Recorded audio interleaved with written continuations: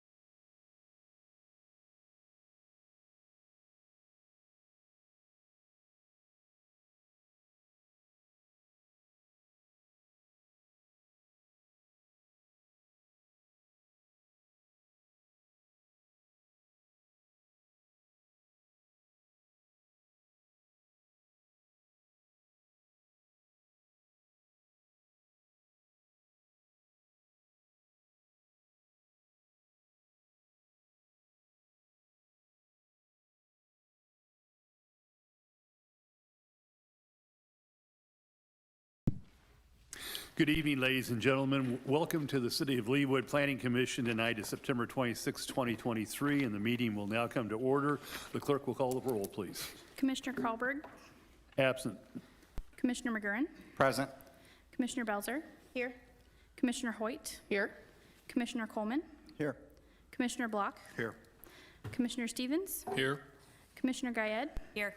and Chairman Elkins. Present. I find that a quorum is present this evening, so we can move on to the business of the evening. Does staff have any revisions to the agenda? So the agenda that's on the dais was the same agenda we received prior to the meeting? Correct. Very good. If that being the case, is there a motion to approve the agenda as presented? Mr. Chairman, Commissioner Coleman. I move to approve tonight's agenda as presented. Is there a second? Second. Thank you, Commissioner Block. All those in favor of approving the agenda as presented, please indicate by saying aye. Aye. Those opposed, same sign. The ayes have it, and the agenda as presented is approved. That takes us to a review of the minutes. We have one set of minutes tonight. Those are the minutes from the August 22, 2023 Planning Commission meeting. Do any of the commissioners have any revisions or amendments to the draft minutes as they were presented to us? Commissioner Coleman. Yes, Mr. Chairman, on page 16, down at the bottom where it says Commissioner Coleman joined at 1:24. I'm assuming that means an hour and 24 minutes into the meeting, which would make it 7:24. Very good. And then on the front page, if you could put under absent, just put that I arrived at 7:24 in parentheses next to it. Or let's just put Coleman as being present, and then the minutes will note that when he joined, so that's good. Any other changes? Thanks for catching that, Dave. Any other changes? If not, is there a motion to approve the minutes for August 22 as revised? Mr. Chairman, Commissioner Coleman. move to approve the Planning Commission meeting minutes for August 22nd, 2023 as amended. Is there a second? Second. Thank you, Commissioner Belzer. All those in favor of approving the minutes as revised, please indicate by saying aye. Aye. Those approved, same sign. The ayes have it, and the minutes for August 22, 2023 are approved as revised. I note that the following cases have been continued to October 24, 2023. Those are case numbers 83-23, Leawood Development Ordinance, Amendment to Section 16-4-1, Accessory Uses. Case number 85-23, Leawood Development Ordinance, Amendment to Section 16-4-9, Fences and Walls. Case number 88-23, Leawood Development Ordinance, Amendment to Section 16-9-248, Definitions. Case number 8923, 135, request for an approval of a revised preliminary plat, revised preliminary plan, and special use permit. Case number 90-23, Sienna Estates, request for approval of a rezoning from AG agricultural to R1 planned single-family low-density residential. Case number 104-23, Leawood Development Ordinance Amendment to Section 16-2-5.3. Planned single-family low-density residential district R1 and Section 16-2-5.4 planned single-family residential district RP1. That brings us to the consent agenda this evening. There's only one case on the consent agenda. That's case number 93-23, Tomahawk Point, request for approval of a final plan for 5 bike racks and a flagpole located north of College Boulevard and west of Mission Road. Does anyone on the commission wish to have a presentation from staff or the applicant on case number 93-23? If not, do I hear a motion? Mr. Chairman, Commissioner Coleman. I make a motion to approve tonight's consent agenda, which consists of case 9323 Tomahawk Point. Is there a second? Second. Thank you, Commissioner McGurran. All those in favor, please say aye. Aye. Those opposed, same sign. The ayes have it, and case number 93-23 is recommended to the governing body for approval unanimously. Brings us to old business. The first case on the old business docket this evening is case number 5-23, Children of America Daycare, request for approval of a special use permit, preliminary plan, and preliminary plat located north of 133rd Street and west of Mission Road. Does staff wish to be heard? Yes, Mr. Chair, members of the Planning Commission, this is Michelle Cricks with Leawood Planning, and this is a request for a special use permit, a preliminary development plan, and a preliminary plat for Children of America Daycare, proposed to be located along 133rd Street west of Mission Road. This item was continued from the August 22nd, 2023 Planning Commission meeting when concerns were expressed during that meeting. These concerns are outlined in the staff report, but I'd just like to quickly summarize. First, the use and storage of buses for after-school care pickup. I'd just like to note that the Leawood Development Ordinance does not permit vehicular storage on site in non-residential districts, with exception to the business park district. So the applicant is aware that they would need to make some alternative arrangements for any bus storage on site, or excuse me, bus storage. The number of parking spaces proposed to support daycare staff. The ability for a car to turn around at the west end parking lot, car queuing in the throat of the parking lot from 133rd Street. The applicant has provided a car queue plan within your plan set to show 2 average size vehicles can queue up from 133rd Street within that throat. Concerns were raised about public access to the playground. Just a quick note that there is no public access to the playground, excuse me. For child safety purposes, public access is not permitted, but there are gates for emergency access and exit. Playground access is through the security, secured building only. Another concern brought up was the height of the building, and facility staffing questions were another concern. And just a note, a representative from Children of America will be available tonight to answer questions if the Planning Commission has any concerns about that. The applicant has made some changes to the plan since August 22nd. Those changes include providing 2 marked out parking spaces at the far west end of the parking lot. Adding those marked out spaces would allow a vehicle to safely pull out of those end parking spaces or to turn around if they get down there. The applicant is also providing a 4-foot tall fence along the front entry walkway from the parking lot to the front door adjacent to the detention basin to prevent a fall into that basin. The applicant has also extended the 3-foot tall parking lot screen wall around that fire truck turn lane to screen headlights from vehicles turning into the parking stalls along the building. And finally, staff became aware of an additional deviation that should have been requested by the applicant regarding minimum lot size in the planned office district. According to the Leawood Development Ordinance, the minimum lot size in the planned office district is 10 acres, and this project is under 3. Staff is supportive of this deviation request since this is a remnant parcel and is not connected to a larger development. No other changes are proposed to the project. Staff is recommending approval of case 5023, subject to the stipulations outlined in the staff report. That does conclude my presentation, and I'm available for questions. Thank you, Ms. Crooks. Questions for staff? Commissioner McGurran. Good evening. I have two questions. One relates to the acreage. It's 2.37 acres. That's correct. Does that include the tree preservation easement? It does. So how many acres is it without the tree preservation easement? I am not sure, but maybe the applicant's engineer can address that. Okay. Secondly, there was a reference in the Interact meeting about the other additional daycare centers that are in the immediate area. And I think there was a reference to, and I don't see it right in front of me, but I think it was 6 or 7. Has the city itself got that list, and did you guys do any work on at what capacity those facilities are at? So since 2019, the city has approved 3 additional daycares in the city. So that would have been the Barstow School over in the old Leawood, or the Hy-Vee along State Line Road. Right. That actually is taking 6 weeks up to preschool as part of their daycare program, and then preschool up to 12 years, or 12th grade. So they have a combined school and daycare. Then we also have the Guidepost Montessori at Plaza Point. They had a proposed 18 employees for their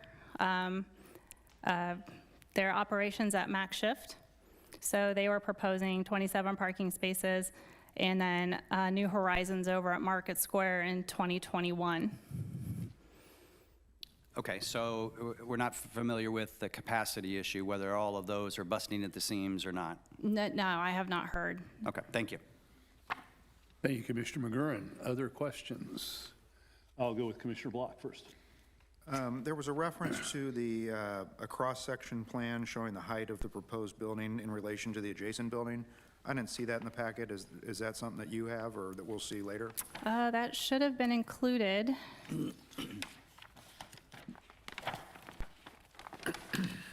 That would have been sheet C1-0, right before the landscape plan.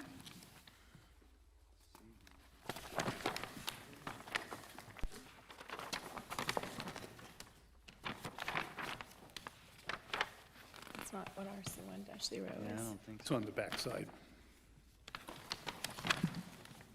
You said C 1.0? Yes, sir. So it's the back side, I guess. Is it on the backside? Yeah, it's on the back side, C 8.0, if you look at the back side of the page.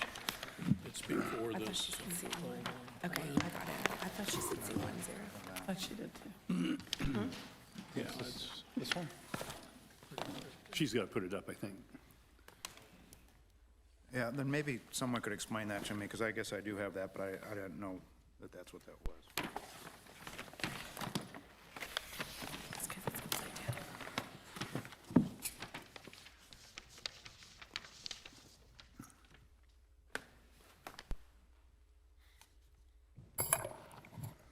So just to note, the top is a view if you're looking west. So the applicant's proposed building is going to be on the left and the residence to the right.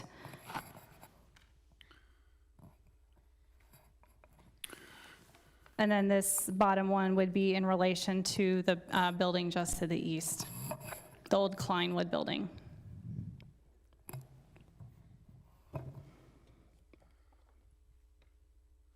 So the Kleinwood building will stand 8 feet or so above where Children of America's top will be.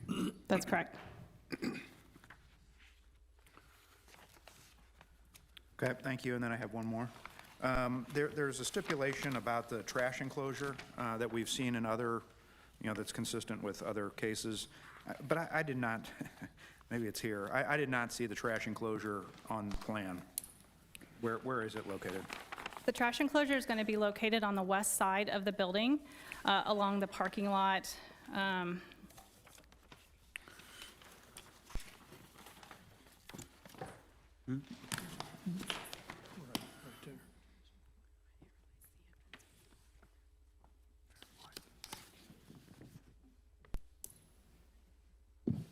these bigger. So this would be the parking lot right here.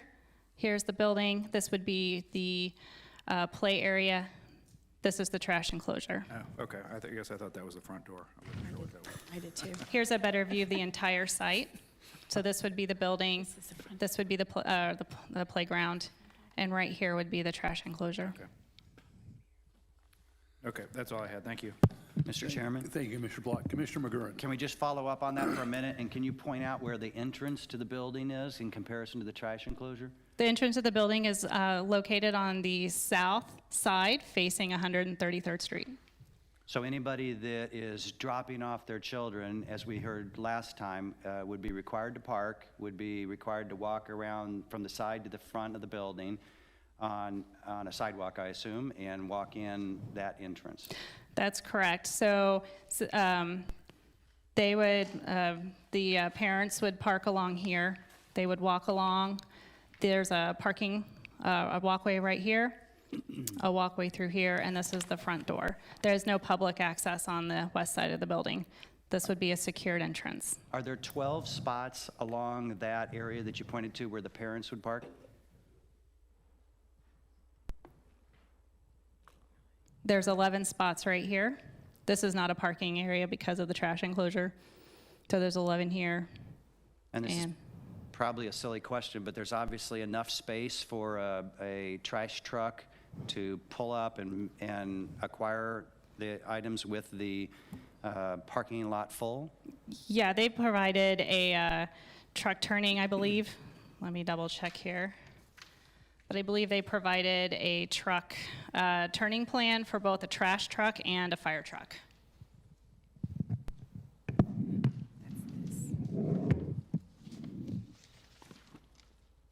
It's this. Oh, I saw that, yeah. Okay.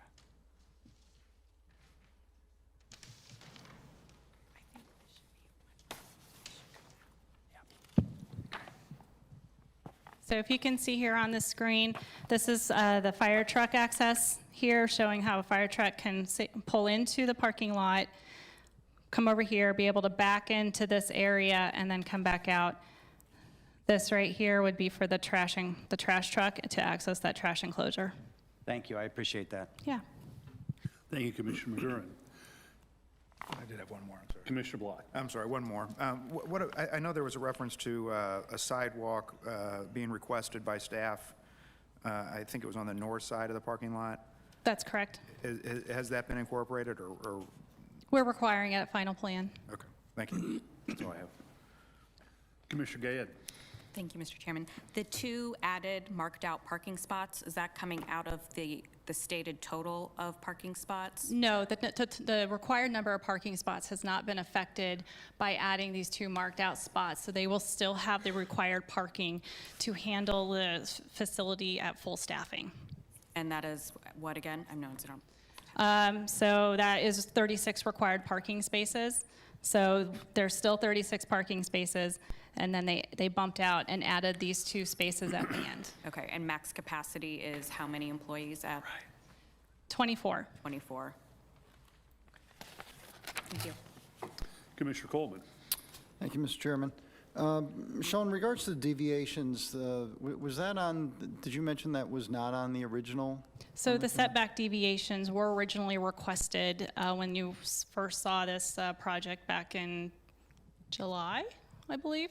However, staff noticed that a deviation should have also been requested to minimum lot size. The Leawood Development Ordinance in the Plan Office District requires a minimum of 10 acres. This does not meet it. The Leawood Development Ordinance does allow a reduction in the lot size if a deviation is approved. Okay, so the 10 acres, refresh me again, with the 10 acres is in a business park, or It's part of a larger overall development is that intent. You know, we don't want to spot zone individual lots here and there. We want overall developments and large, kind of overall more cohesive development.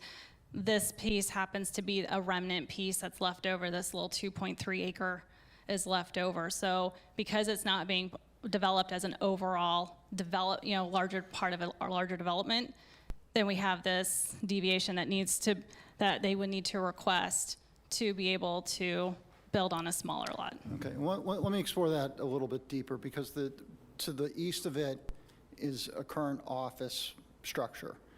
Was the original intent the entire area as a, quote, business park to include that existing building?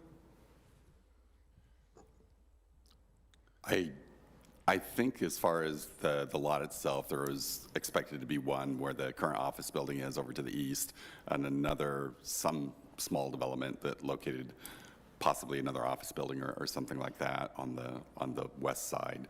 But I'd have to go back and verify that.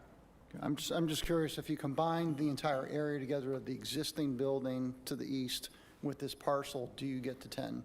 We could check for you. We could have that answer for you. Okay, thank you.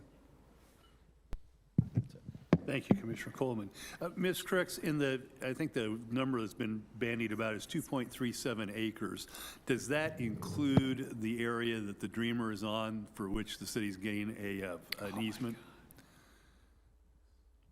Yes, that 2.37 acres is the entire lot and does include the Pastoral Dreamer art installation.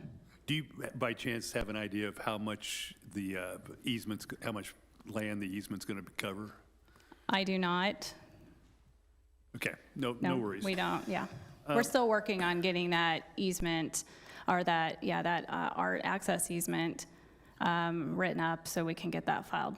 And as I understand it, it will be more than merely an access easement. It will be a broader easement too. Yes, to encompass not only the Pastoral Dreamer, but the rock, the lights on either side of the Pastoral Dreamer, as well as what staff is asking. And will be more than just merely giving the city access. It'll actually give the city possessory rights for the foreseeable future.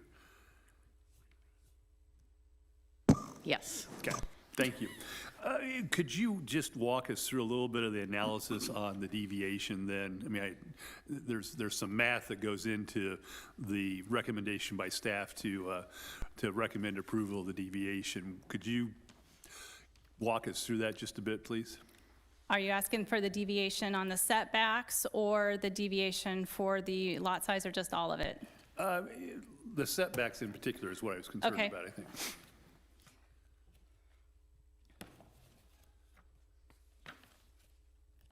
I apologize, one moment, please.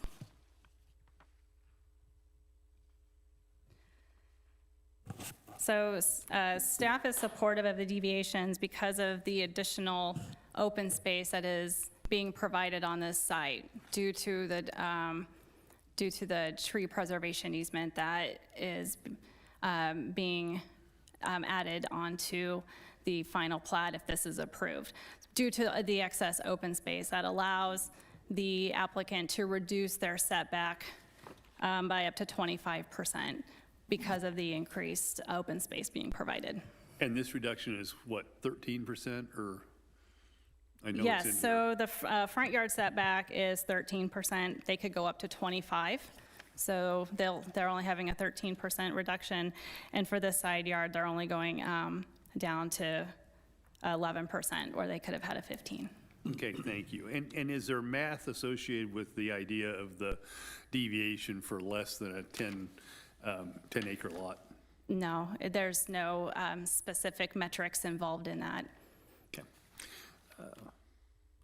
All right, thank you. Commissioner McGurran. I'll just follow up. So the question I asked was whether the tree easement was included, and it is, but also the art is included. So if you're thinking about everything you know, do you think that the 2.37 is 1 point something when you exclude those two portions? It's probably getting close to approximately between 1 and 1.5 acres of buildable area once you take out the pastoral dreamer, but I'm just I'm just hypothesizing enough. that. That's probably a good question, again, for the applicant to. Yeah, I can't imagine us not being aware of what that actual acreage number is for the building itself. That is what's going to be used. Thank you. Well, the building, you would have the total square feet of the building. You have to do the math to convert it to acres, but I think that the square foot of the building is in the plan. I'm totally curious as to, no matter what the size of the building is, how it's going to fit on 1 point some odd acres. And it's kind of been sold as if it's 2.37, and it's not, because the easement's separate. Both of them are separate. Both of them are not part of the final building, so it seems very odd to me. Thank you. All right, any other questions for staff? Mr. Malenkowski, you've been here far too often because I recognize you, so welcome back. Are you leading the charge for the applicant tonight? Absolutely. Well, welcome back to the Planning Commission. If you wouldn't mind, for our record, stating your name and business address, we're interested in what you have to say. Absolutely. Sam Malinowski, SM Engineering, 5507 High Meadow Circle, Manhattan, Kansas. I've also got on Zoom Rocky Moore. He's a developer. And I've got Tammy Daggy, who is the Vice President of Field Operations for Children of America. Also got Chad Wilkinson, who's the Construction Superintendent for Children of America, and also Leo Robania, who is the architect. And then I think we've also got Robin Lambora with Worldwide Realty Investment Corp. He is the tenant rep. So I think we've got everybody who can answer things that I can't answer. Great, welcome to your entire team. Absolutely. We've been working closely with Michelle. We agree with all the stipulations. The only thing I would like to ask on the hours of operation, you're requesting 6:30 to 6:30. We'd like to make that 6:30 to 7. We originally asked for 6 to 7. I would kind of like split the difference and have it be 6:30 to 7, but I don't think that's even, I mean, I'd have to acquiesce somebody on Zoom as to how critical it is. I'd be happy to answer any of your questions. Steve, as far as the acreage of the landscape area, we've got about 1.7 acres of pervious space, which includes all the landscape around the building. So I'm going to guess that landscape area or the tree areas maybe in the neighborhood of an acre, maybe a little less than that. Okay. I mean, I could tell you exactly, but I don't have my computer with me. So excluding the art and the tree preservation, we're down to about 1.7. Probably, yeah. Thank you. I think the pastoral dreamer probably occupies maybe 1,000, 1,200 square feet, something like that. And I know staff is trying to work with the current landowners, so no matter what happens with this, that there's going to be some kind of an easement around the pastoral dreamer to protect that. But yeah, I'd be happy to answer any other questions. I know you had several, but if you got anything, Thank you. Before we get to those questions, for staff, what's staff's position with respect to the requested change on the hours of operation from 6:30 to 7? Is staff supportive of that? Staff actually, due to the close proximity of the adjacent neighborhood to the north, would prefer that it remain at 6 for the night. Okay, thank you, Mark. All right, questions from Mr. Malinowski. one other thing I want to point out too, as far as the passenger vans for pickup, we've got a couple spaces that I've actually lengthened out to be 23 feet long to fit like a 10-passenger van. So when they are parked in the lot, they don't impede the traffic of anybody else. So. Thank you. I'll begin with Commissioner Guyette. Thank you. This kind of tags on to, I believe, a question Commissioner McGurn had about kind of the market analysis. What kind of market analysis did you do in the area regarding capacity of some of the competing daycare centers? They've done, I do know that there's two relatively close daycare centers. The Goddard one and the Primrose one are both at 100% capacity right now. As far as the other ones in the area, I'm not sure, but I know, maybe someone from Children of America might be able speak to that more definitively. And how many, just total students do you anticipate at this daycare? Our maximum capacity, 166. Again, you might ask maybe Tammy from Children of America on how long it takes to get up to that, and how that, I know they've done some studies that they're very rarely, all of those people are there at once, but I can't really speak to that. I would be happy to answer that.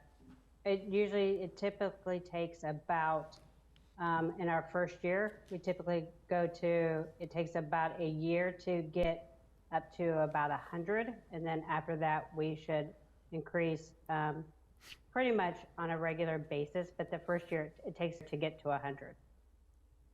Thank you. And for the record, that was Ms. Daggy, and if I mispronounced it, I apologize. So, Commissioner Guyette, that's good. Commissioner Block? Just a clarification on the hours of operation.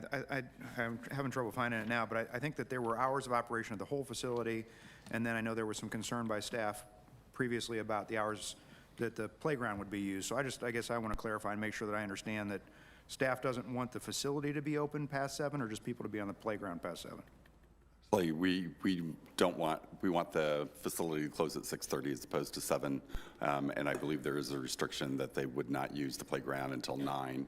That was actually proposed by them originally, and staff was in agreement. And I don't know if this is the right time, but is there similar, I think the Kitty College, just to the west, it's in similar proximity to homes there. Does it have a restriction on the hours of operation? College is actually located kind of in the Parkway Plaza development, which is a much larger development, so it has a little bit more buffer area around it than for instance, this one does.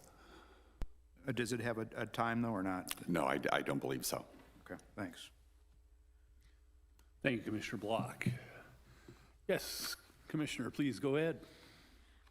So I think my questions are going to be addressed to Ms. Daggy. Will your receptionist be a full-time employee, meaning that there's somebody staffed at your reception desk the entire time that your facility is open, who's not a teacher in a classroom? Yeah, we have 2 members of management, and the members of management, we don't have a receptionist. The members of management manage the front of the building, as well as making sure the operations of the classrooms are happening. But there's 1 member of management in the building at all times. So from open to close, and they do different shifts.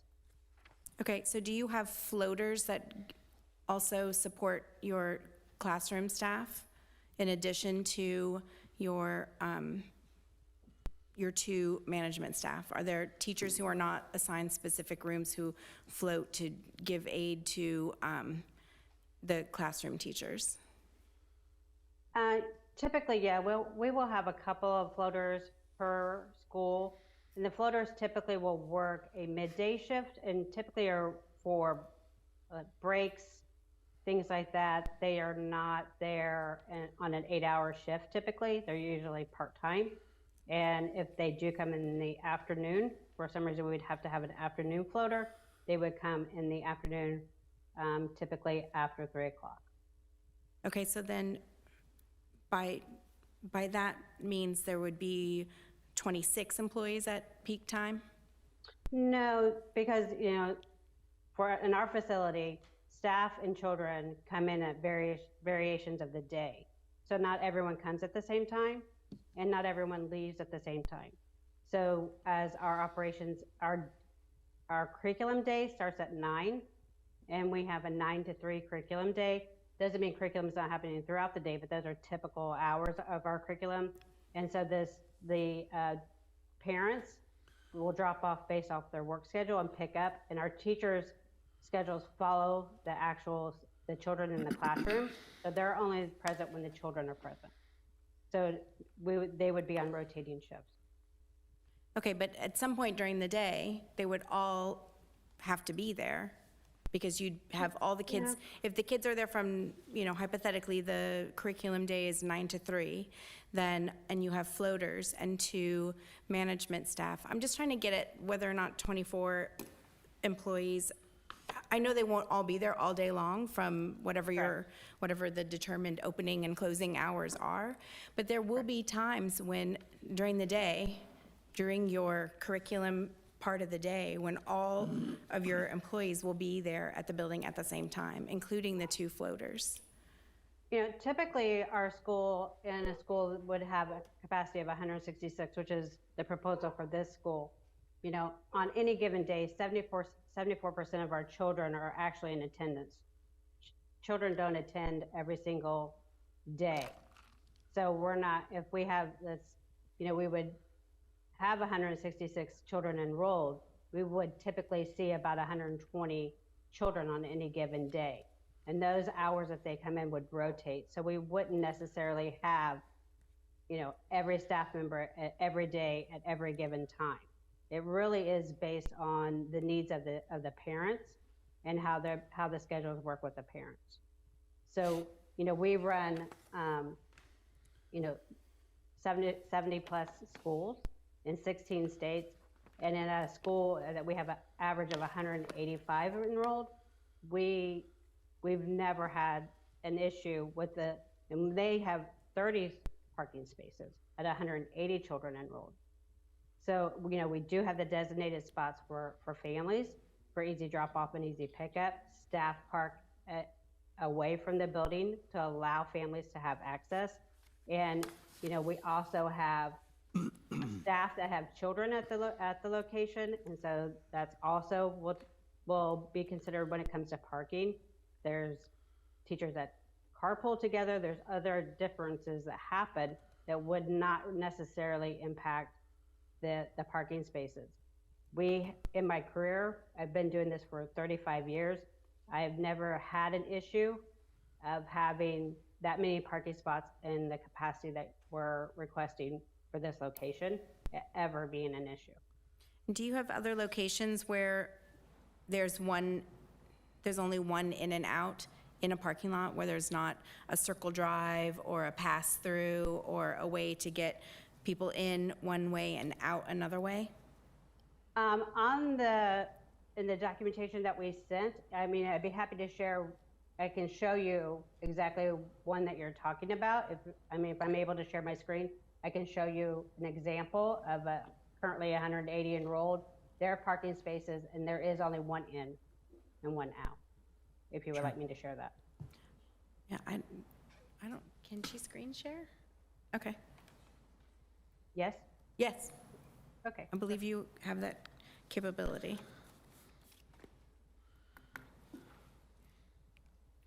So if you're able to see my screen. Yes, thank you. So this is do you need me to increase it a little bit, or are you good? Yeah, if you can make it a little bigger, that'd be great. Sure. But it's a circle, yeah, yeah. So this is our Lees Hill location. This is an example of a standalone building, as this one would be. There is one entrance and one exit. And this school actually is currently enrolled at 180, and they typically have about 185. They have 38 spaces, and then this side parking is another business, so we are not allowed to park over there. And this shows you one in and one out. I've personally been to the school multiple times and have not had any issues with parking in that space, or issues with staff parking or parents, or have any concerns regarding that type of issue that you're asking about.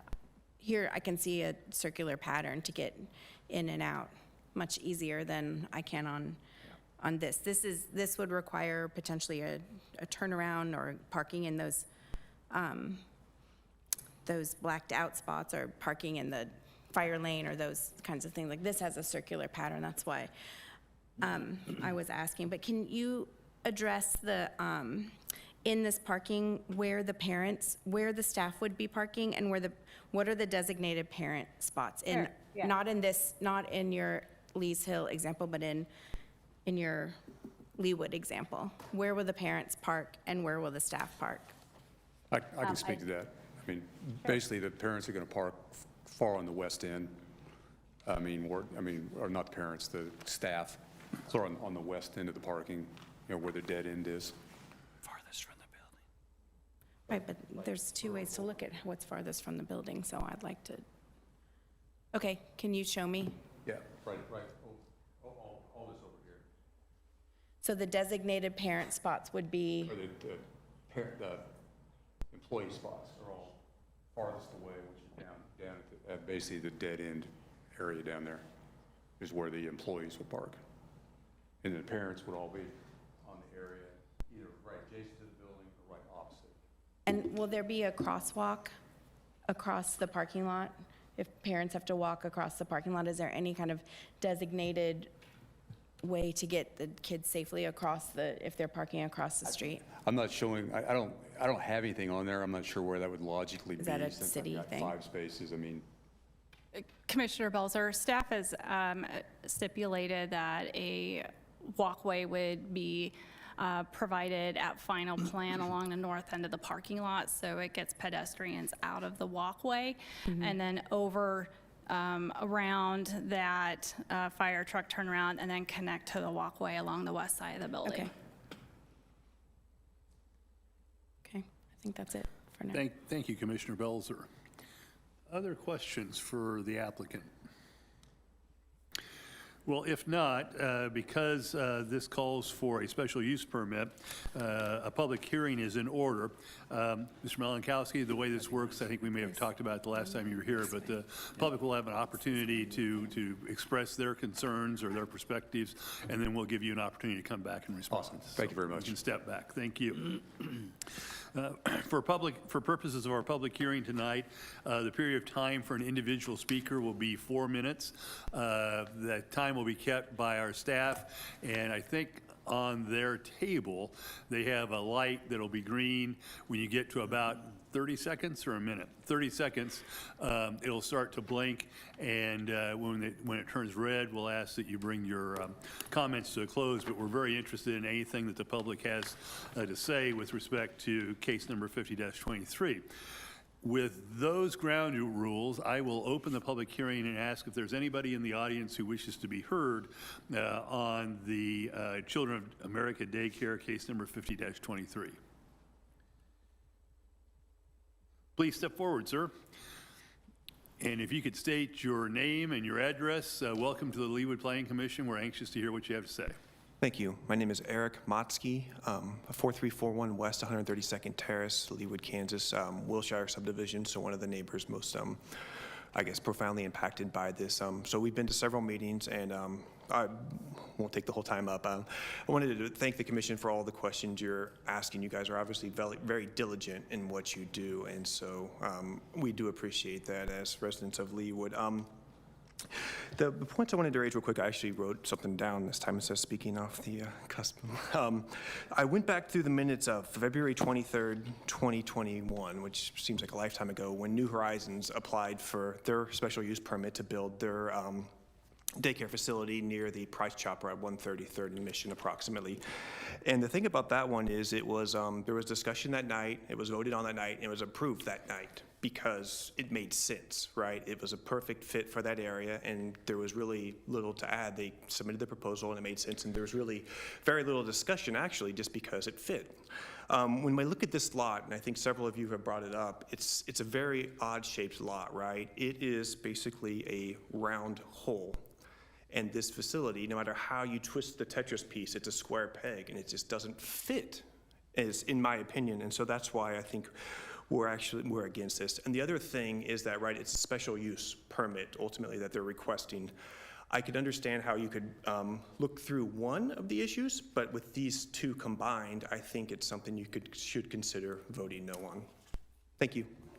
Thank you, sir. We appreciate your presentation, your time to come before the commission this evening. Are there others that wish to be heard on case number 50-23? If not, I would entertain a motion to close the public hearing. Mr. Chairman, Commissioner Coleman. I move to close the public hearing. Thank you. Is there a second? Second. Thank you, Commissioner Block. All those in favor of closing the public hearing, please indicate by saying aye. Aye. Those opposed, same sign. The ayes have it, and the public hearing is closed.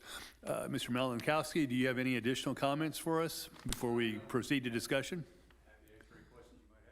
Any additional questions for the applicant? Pardon me.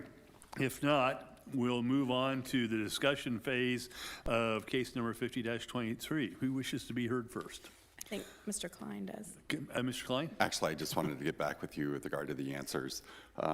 This lot is 2.37 acres. The one to the east is 3.4. Combined, that was 5.77 acres. So it was still under the 10 acres. Okay. Thank you. Thank you. Thank you, Mr. Klein. We appreciate that. Commissioner Guyette? So did that adjacent building require the deviation as well? I don't believe so. I think it is much wider, and so as far as the depth from 133rd Street back to the property line to the north, and so they were able to push the building further. They had a 75-foot setback. This building is actually further than that. This one is 100 and some, I believe. They do have the playground that's located in that area. And if I may, I know Commissioner Block asked about as far as the hours of operation for the other daycare, and we looked at it. We didn't have a restriction on it, but they were going from 6:30 to 6. So it kind of matches as far as what we're proposing on this one. And Mr. Klein, not to put words in Commissioner Guyette's mouth, but I guess I'm curious about the 10-acre deviation. Was there a requirement, or did we grant a deviation to the 10-acre requirement for the Smith-Klein building? There would be a deviation granted for that one as well. Essentially, the 10-acre rule, as Michelle indicated, was to make sure that you get developments that are kind of cohesive and you don't get these piecemeal things. That being said, sometimes you get pieces that are, left because of other development that goes on around them, and they're fairly small or smaller than the 10 acres. The development ordinance does allow deviations to that. The property owner does have the right to develop the property, and so as long as it's the right development on that piece of property, they should be allowed to develop that piece of property, and that's the reason why the deviation exists. And Mr. Klein, this is of limited relevance tonight, but it's something that occurred to me as I was looking at this. That long, narrow strip that goes all the way to the west to Row, is that in private ownership, or does the city own that? This piece doesn't extend all the way over to the street. There is that very narrow strip that extends all the way over to Mission Road, and basically our row, and what it does is it was actually purchased by one of the property owners to the north. It had been for sale a number of times. We kept on getting calls, somebody wanting to develop it. There really is nothing you could do with it because it wasn't wide enough to put a building on it. And so I think eventually one of the property owners to the north decided that they were just going to purchase it, and that way they could ensure that they'd have that buffer from 133rd Street. Very good. Thank you, sir. Additional thoughts, or I guess we'll move on to discussion. Sorry, I sidetracked myself there a little bit. Commissioner Hoyt.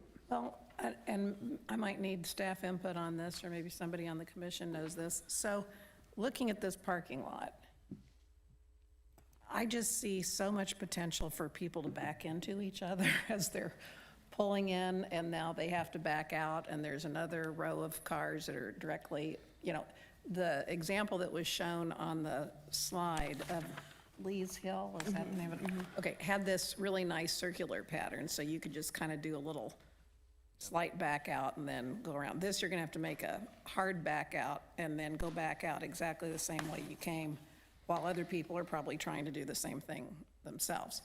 So when that happens, and this is on private ground, and people start having little fender benders and stuff, does the city get involved in that? Like, would that be a call from the city police, or is that something that the private landowner has to deal with?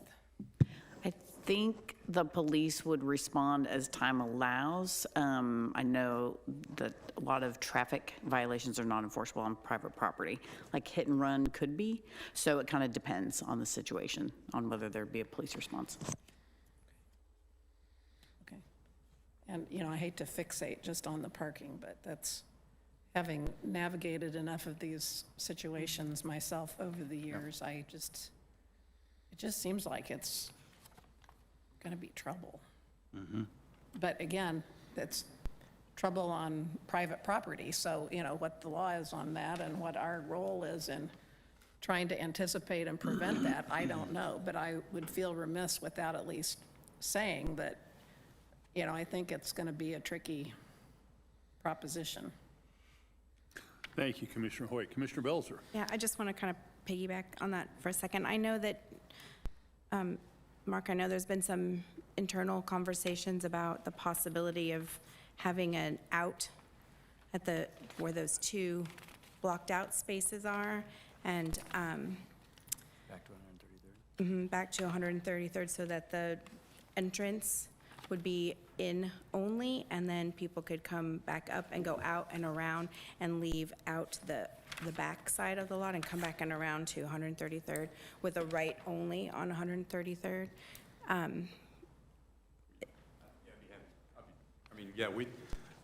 We could do that easily. I could go out the west side, but I'm going to smoke a bunch more trees. This is actually a question for the, Yeah, and actually, we did take a look at it. We went back to Public Works, and they actually felt like it's something that they could support, and I should probably let Brian answer that. But what we started running into is, as you extended over to the west, you essentially you weren't meeting the 60-40 rule anymore, which would require, there's not a deviation to that. So it's something that they could do, but they'd need a variance before the Planning Commission, or Board of Zoning Appeals, before they could do that. 60-40. Oh, and basically, the development ordinance requires to a depth of 90 feet, a minimum of 60% of that frontage along there has to be either a building or a landscaping condition, which leaves only 40% of that length they could have as far as like a parking lot or a service drive or something like that encroach within that 90 feet. This property is such an odd shape as far as, it really narrows up as you go to the west. And so pretty much by the time you're at the west, that 90 feet takes up the entire parcel. So it's almost impossible to stay out of. But we did take a look at that. Okay. Other comments? Mr. Chairman? Commissioner McGurran. I agree with the statement that was made that this is a square peg being attempted to be putting in a round hole. And I don't think I think the lot is too small. I don't think the lot is big enough for this project. I don't think the parking's right. There's a variety of other questions that I think have been resolved, and I appreciate the additional time put into assessing that. I agree with one of the comments made earlier that it just seems way overly problematic, in my opinion. And I guess I'm curious, in particular, what part of the LDO are you concerned about? Well, if we sat there and said that the 10-acre rule, if you will, in the LDO was appropriate for this type of development, I get that we've already used up some of it, so there was never 10 acres here. So I'm not really saying that the 10 acres is my big standing point, but I don't think 1.7 or 1.5 or whatever the number ends up being after we kind of remove the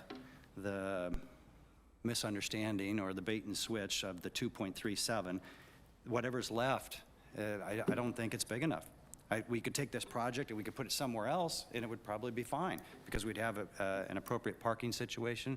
We'd have plenty of room for the parents to come in and get their children, but it doesn't feel that way on this lot. Thank you, Commissioner McGurran. Commissioner Coleman. Thank you, Mr. Chairman. We've had a lot of daycare and children's centers come before us as of the last couple of years, which I think is great. It's a growing part. It's turning over. I know in my subdivision, we're getting a lot of young families coming in to replace the older families that are moving out. And I'm very familiar with this area. I've had 3 kids go to Mission Trail. I've gone on this road numerous times and very familiar with the property in question. I have concerns, like my fellow commissioners. Number one, the traffic on 132nd Street.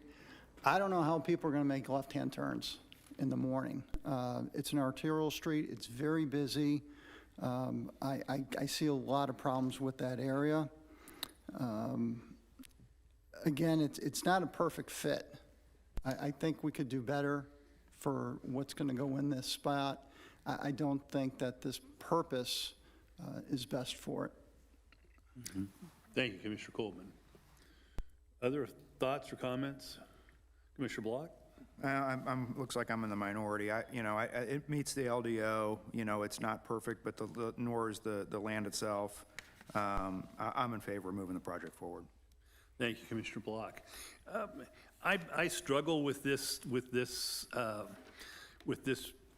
project myself, and it truly is not a perfect fit. But this is a very odd piece of ground, and I guess I would differ a little bit with Commissioner McGurran in that, I think that in evaluating how it fits, we do need to consider the timber belt, and we do need to consider the pastoral dreamer, because we do that in other developments all the time. When there's an art piece that's put in, we give a bonus. In fact, we don't detract, we don't call it a negative, but we actually give a bonus to the developer who puts in an art piece like that. So I think that in my view, and again, I'm just a single commissioner here, it's appropriate to view this in the overall perspective of the 2.37 acres.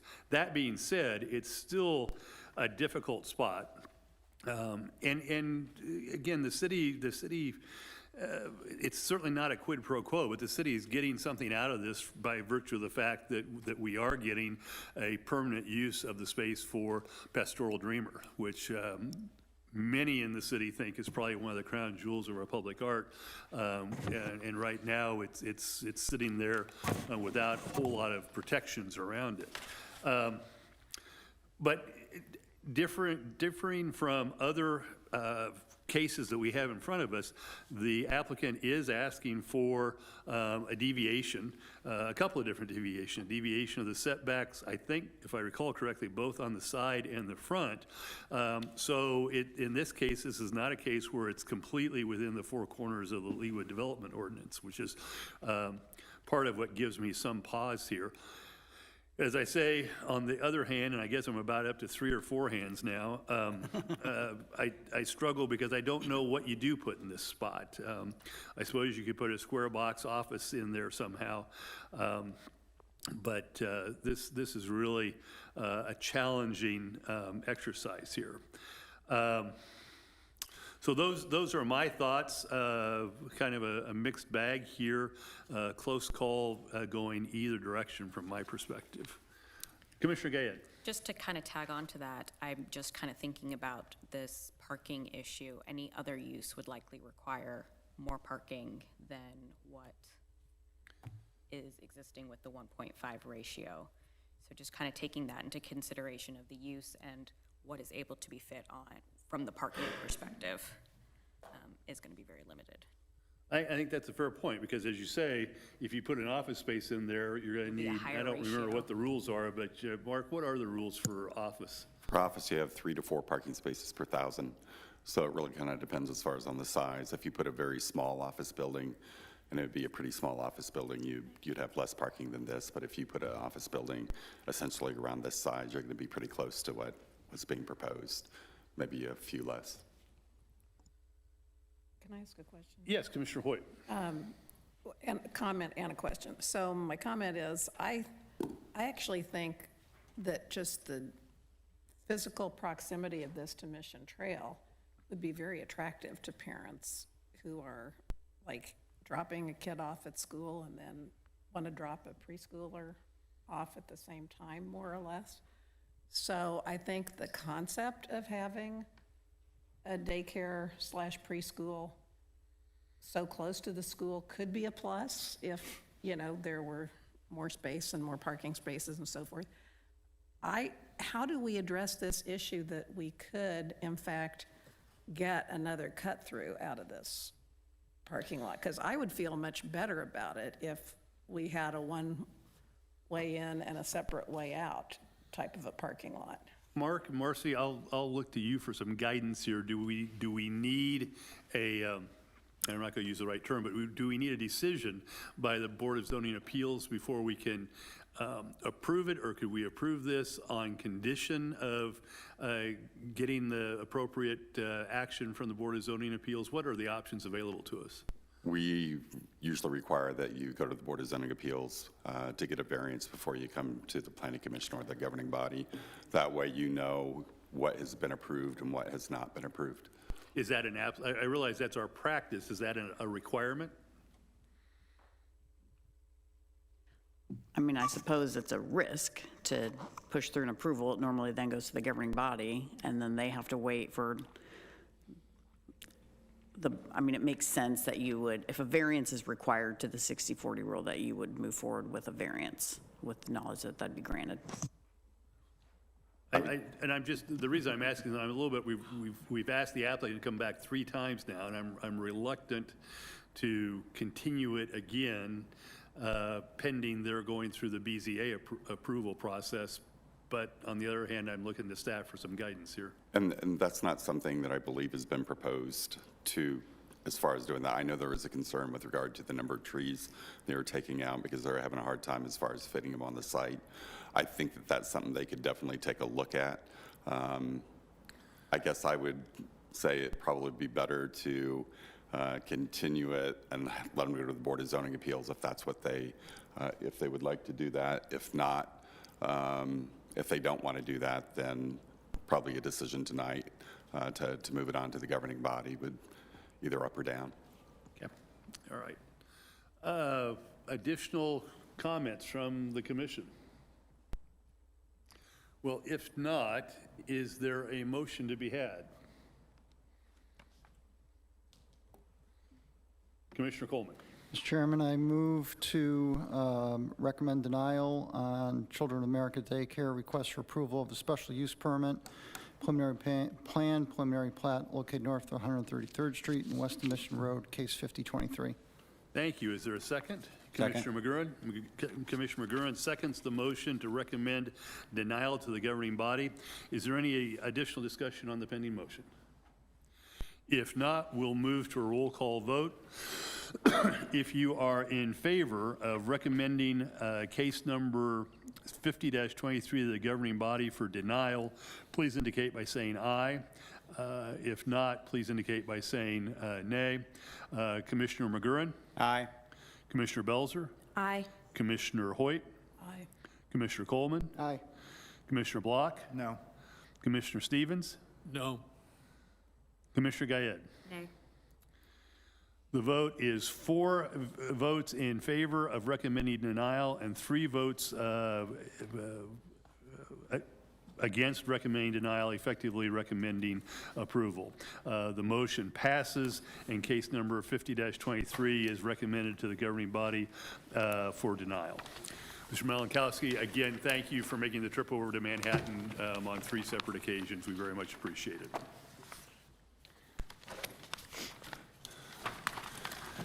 The commission now calls case number 76-23A, B, and C, Leawood Development Ordinance Amendment to Section 16-2-6.1, SD-O, Planned Office District, 16-2-6.4, MXD, Mixed Use Development District, and 16-3-9, Parent A, Parent 8 deviations. Request for approval of amendment to the Leawood Development Ordinance pertaining to maximum building height.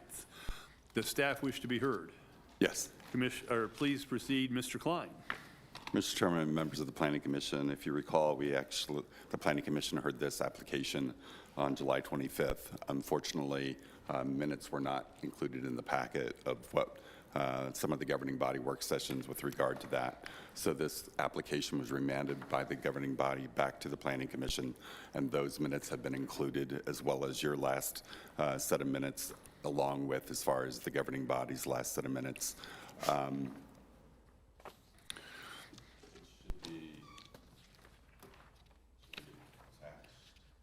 Yes, at least it was attached to mine.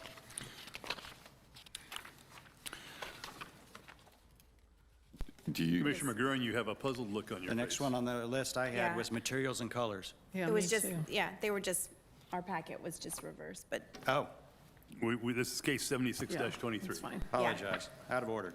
Yeah. Okay. Mine was too. It's fine, All right. it's all So good. Everybody's Okay, all good now, I right? just want to Yes. make sure everybody has I them. was confused too, Otherwise, because I was they'll- looking at the wrong thing, so Okay. we're all good. Please proceed, Mr. Klein. And so those minutes have been included with your packet. And what the proposal is, and actually the direction of the governing body to staff to come back before the Planning Commission, is that the governing body has some concerns with regard to is the heights of the buildings, particularly along 135th Street. There's been a number of developments that have gone through with regard to 135, which is a mixed-use development on the south side of 135th Street that has 3 5-story buildings that are located along 135th Street. You've also seen East Village go through. They didn't have any 5-story buildings, but they did have some 4-story apartments along with, they also had a 4-story office building that was located over along State Line Road. So the concern is that the intent was not to eliminate any building that is over 4 stories, and what we're proposing with this application is a height of 55 feet that would accommodate the 4 stories. There would be a deviation that would be provided, and that deviation would be a 3/4 majority of the membership of the governing body if they voted for it based on one of 2 factors.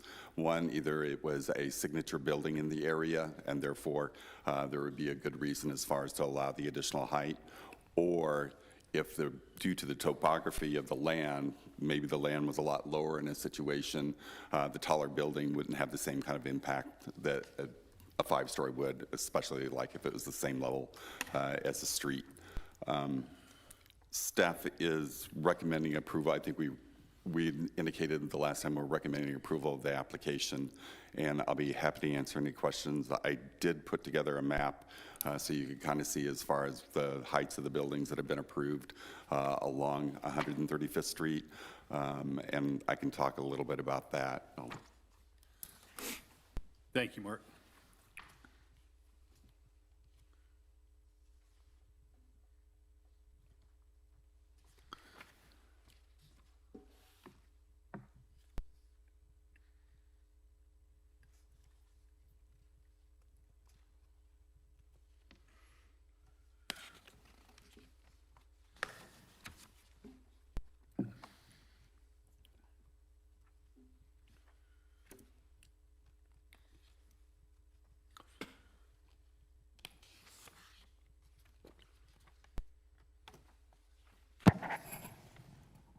Okay, on your screen is a GIS map, essentially of the buildings that have been approved along 135th Street. I do want to make note that there are some of these developments that actually their approval has long expired, and so they would have to come in for a new plan as you come in. And so if you kind of start over here as far as Parkway Plaza, you can see that the majority of it is either most of it is like 1-story, some 2-story, and then 3-story would be the ones that are back here. The color coding on this is actually the ones that are in the lightest red. The ones that are in the darker red are the 1-stories. The ones that are kind of in the pink are the 2-stories.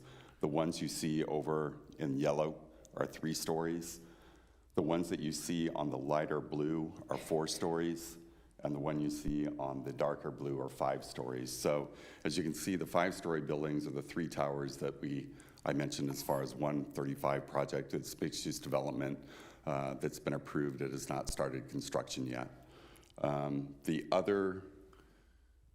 that's really all we have as far as for the 5-story at this point. But we do have some 4 stories. We have the Element Hotel that is located down in Cornerstone Development. And then we also have the 4-story apartment buildings that are located here with the East Village Development. And we also have, as far as a 4-story office building that's located here as well. Mark, what about the residential tower that's currently under construction?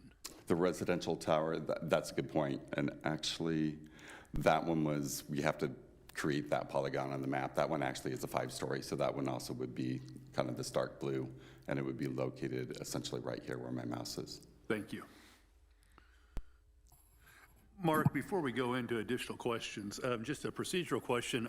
I was struck by the fact that the governing body apparently first considered this at a work session in February of 2022. Am I missing my memory? Did we talk about, did this come to the Planning Commission after that exercise? I don't believe it actually came to the Planning Commission at that point. It was in 2022 that it came through the first time, and then they discussed it again. And I think at that point, maybe the city administrator, Scott Lambers, had kind of indicated as far as possibly using a special use permit. That was also talked about at the last work session with the governing body with the special use permit. And talking with the city attorney, we didn't feel like a special use permit is actually used for use as opposed to the size of a structure. And so we had already had, as far as this deviation, where you could go above the height limitation. At that point, 90 feet for MXD, it allowed you to go above 90 feet if you had a 3/4 majority vote of the membership of the governing body. And I just want to make sure everybody understands that the membership, whether anybody is missing or not, you would still take the vote based on that whole membership, even if some of the members were not at the meeting. And that's the mechanism that's proposed here as well. And that's the mechanism that also is proposed here. Okay, thank you, Mark. Questions for Mark? Commissioner Gayed. Speaking of that mechanism, can you tell us what would be considered a signature building? Are there guidelines around that? I think at this point, we don't have guidelines. It's kind of more, you'll kind of know it when you see it. There are some buildings that can be very much like a signature building. The one that I remember off the top of my head, and it's been a long time ago, it's actually where Blue Valley Bank was located within the Market Square development right on the corner. Originally, when they came in, they had a 2-story building, and it had this barrel roof that went across and looked very different, looked very unique. And I know the Planning Commission at the time and the governing body as well really even used the term signature building. It's really kind of a unique building, and it seemed to be very well embraced. Unfortunately, when they came back, their needs had changed a little bit, and they decided not to do that same design. They came in with what you see at that corner right now. So more of a subjective? It would be probably more of an objective. Yes, more subjective. Can I ask a question? Commissioner Hoyt. So would it be safe to say, though, that there have been very few signature building, designations? Isn't Church of the Resurrection? Church of the Resurrection, I would say, definitely is a signature building. Right. It's very unique. It's very identifiable. Well, and I think you might have included this somewhere in your verbiage, that, there was some sort of architectural or symbolic significance, but it's not a frivolously designated status. It really rises to the point of something like, no pun intended, like Church of the Resurrection. Right. I mean, something that is unique as far as either architecture. It could also be something that plays off the history of the site, and actually pulls certain elements to actually make it have a little bit more meaning. I know Church of the Resurrection, when they went through with the sanctuary, there was actually a story. There was a lot of symbolic elements of that building that were actually included. And so that would be something that, again, it would be up to the Planning Commission and the governing body, and ultimately the governing body, to determine whether that signature building was, significant enough or different enough to actually meet that threshold. But there would not be a requirement for a supermajority from the Planning Commission, correct? At the Planning Commission, no. Currently, right now, it's the governing body. Thank you. Commissioner McGurran. Thank you.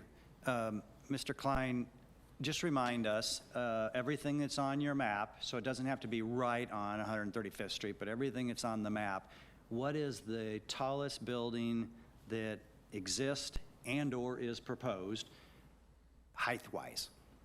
The tallest one that is in the process of being almost completed is the one that Chairman Elkins mentioned with regard to the residences of Parkway Plaza that's going up there. That is a 5-story. It has 10 units, and it's a condominium building that's going in there.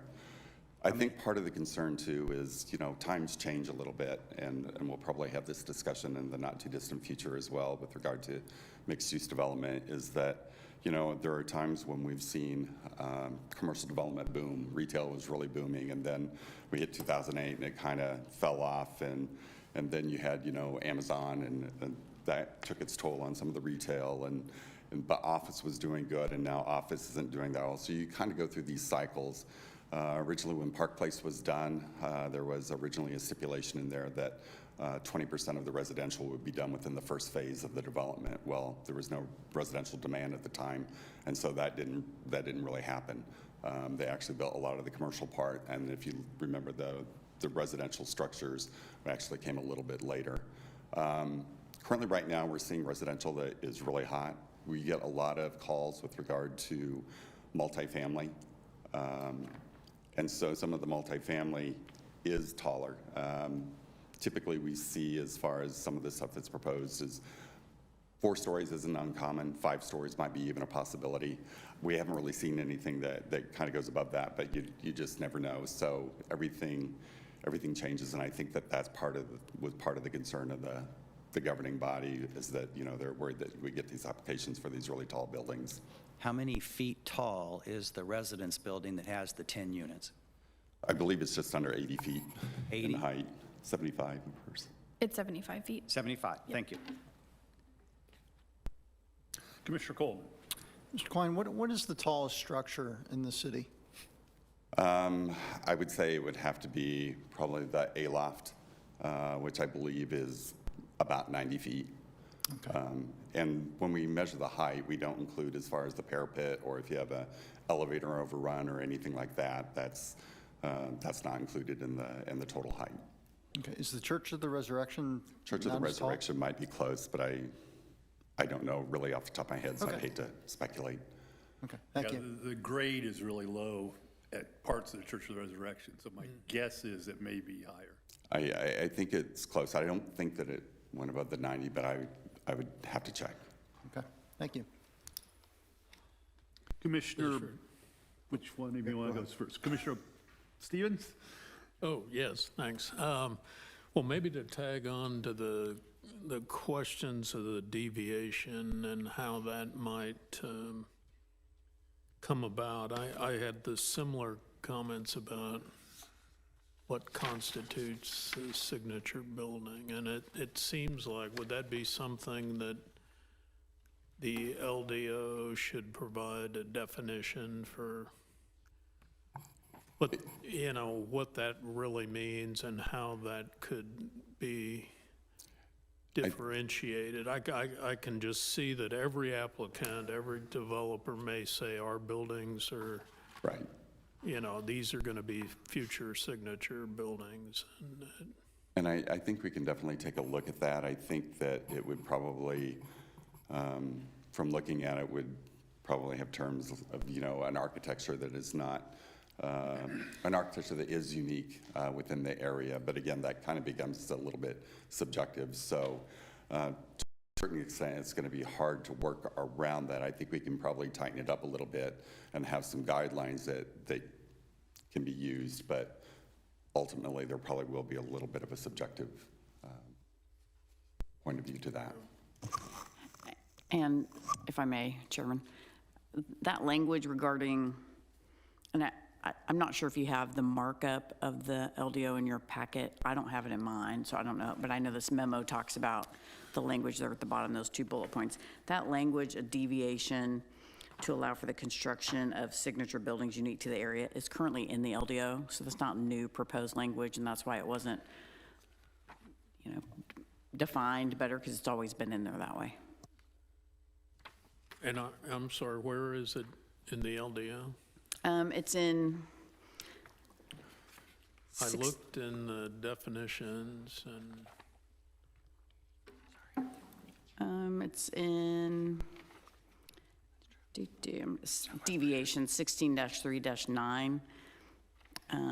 The final paragraph in that section, it's several pages long, but it's paragraph 8 or section 8 in deviations. It's specific to height. And it says, and it's just for MXD, in recognition of the special nature of the MXD district, the city may grant deviations from standard height limitation where and to the extent said deviations may be necessary to allow for the construction of signature buildings unique to the area upon approval of a 3/4 supermajority vote of the members of the governing body. The legislative history there shows it was amended in 2020, 2011, and 2008. I did not go back to look and see if that's been in there since 2008, but it's possible it could have. So just to understand that this is not some new thing we came up with. It's always been in there for a deviation. That's why it wasn't probably better defined. And so maybe it would be up to the applicant to present reasons why this or their project meets the requirements of a signature building. It would be probably up to I imagine the applicants will make the claim. I mean, but it's up to the Planning Commission and governing body to actually do that. Commissioner Block. Mark, I'm just curious, so the height of the floor, I think you've said this in the past, that you kind of got to get to the 55, you thought 15 for the first floor, 10 for floors above that, and then you kind of just rounded up. Is that how you came to that, or am I not remembering that correctly? You know, actually, I did. I took 15 feet on the bottom floor, and then I took, I believe, like 12 feet, and then I tried to allow a little bit extra. Plus, I was looking at the 4-story buildings that were located in the East Village, and so they were all about 53, so the 55-foot height accommodated those. If it's something that the Planning Commission didn't feel like was quite tall enough, I think you would be at liberty to say, well, you know, maybe we need a little bit more. I think that's been one of the comments, even at the governing body, as far as do we need a little bit more as far as 60. Again, I came up with the 4 stories. I looked at a number of different sources, and I was coming up with a lot of different numbers, some of which were a lot lower than the 55, and there are a couple of that were well over, and so that's kind of what I landed on as far as something similar to what you've seen. And that calculation or those guesstimates are for residential or commercial or an office type setting, either one? They would be either one, correct, because mixed-use development would allow both residential and commercial uses. And I know there was a lot in all the minutes that we looked at and all the different meetings. The 4 stories is common, that's what was discussed, but where did that come from? I mean, why 4 and not, you know, so this residence at Parkway Plaza is 5 stories, but it's 75 feet. So, you know, obviously he's got much taller floors, I guess, or? I think probably it came about, especially with like East Village and the fact that all of a sudden you had the residences at Parkway Plaza actually come up, and so people could actually see the height of the structure, how tall it was getting, and so there was a concern as far as seeing the 4-story apartment buildings going up and thinking, well, that might be okay, but we definitely want an extra, you know, a little bit more that you have to get in order to go above that. And I think that that's really kind of where it came from, both seeing the residences of Parkway Plaza come up and it being 5 stories, the knowledge that you had 3 5-story towers that had been approved on the south side of 135th Street, and knowing that those could come up at any time. And then also the fact that you'd just seen as far as East Village with the 4-story office buildings that were located along 135th Street. And the concern over the height is, I think I've heard it referenced as tunneling going down 135th Street. But I know there was a lot of discussion when we talked about East Village and it being tall for the residents. But I remember some, I don't know what you call it, where schematics, I guess. I don't know. Maybe that's not the right word. Where you would look out from, say, 133rd Street towards 135th, and the buildings are staggered in height, so that you don't really ever see the building that's the 4-story, 5-story, whatever 6-story building. Is there a concern, or is it the tunneling, or is it both? And I think it's both. I mean, because really what, you know, if you think about the 135th Street community plan, one of the great things that it had the transects. So you had the lower buildings that are going to be adjacent to the existing residential. That's something that we've actually used a couple of times, and it's really worked well, and the fact that we didn't have the tall buildings going right up against as far as the single-family residential neighborhoods that existed. However, I think there's also a concern by pushing all of the height to 135th Street. If it followed 135th Street community plan the entire way, you could literally end up with 90-foot buildings all along 135th Street. And I think that they were a little bit worried as far as that there could be, you know, it would feel like a canyon that you're kind of going down. Now, some areas have already been developed, so that's probably not going to happen. You have, as far as Cornerstone development, there you typically have the one story. They're located along 135th Street, but you do have the element that is, you know, that one's 4 stories that's there, and there are parts of that development have not developed yet. So, you know, it's possible somebody could come in with, you know, wanting a higher or taller building than what's currently on the plan. Mr. Chairman? Commissioner McGurn.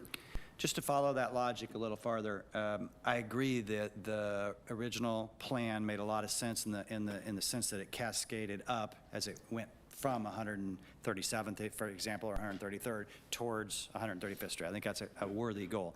Obviously, I would have kind of agreed also that you wouldn't necessarily want an entire, and I don't know how far that is, but let's say it's 2 miles. You wouldn't want an entire 2 miles where everything is 90 or 100 feet high or something like that. But if we look at it now, you know, there's a space or two on 135th Street that is open. I think there's like 10 acres there that is across the street from East Village. So there's one spot. There's a couple of spots that are in the 2 lots that are just to the north and west of Mission and 135th Street. So even if those buildings got built and they were perceived as signature buildings, they were perceived as tall buildings, whatever the case may be, nobody's going to drive down that street and think they're in a canyon, because there's a whole bunch of individual 1-story buildings, 3-story buildings, 4-story, a couple 5 stories that are yet to be built but are coming, we think. So I don't buy the logic that says we're going to end up creating a canyon, because we've got 20 some odd years into this and it hasn't happened. And most of this has been spoken for at this point. And I just want to make sure that everybody is aware that some of the plans have elapsed. Correct. Their footprints are shown here. So currently right now you have Parkway Plaza, that you have existing 1-story buildings that are located back here, and you do have the residences at Park Place that's 5-story that's located here. Cornerstone, you also have the 1-story buildings that are located here, but you do have the 4-story Element Hotel that's located here.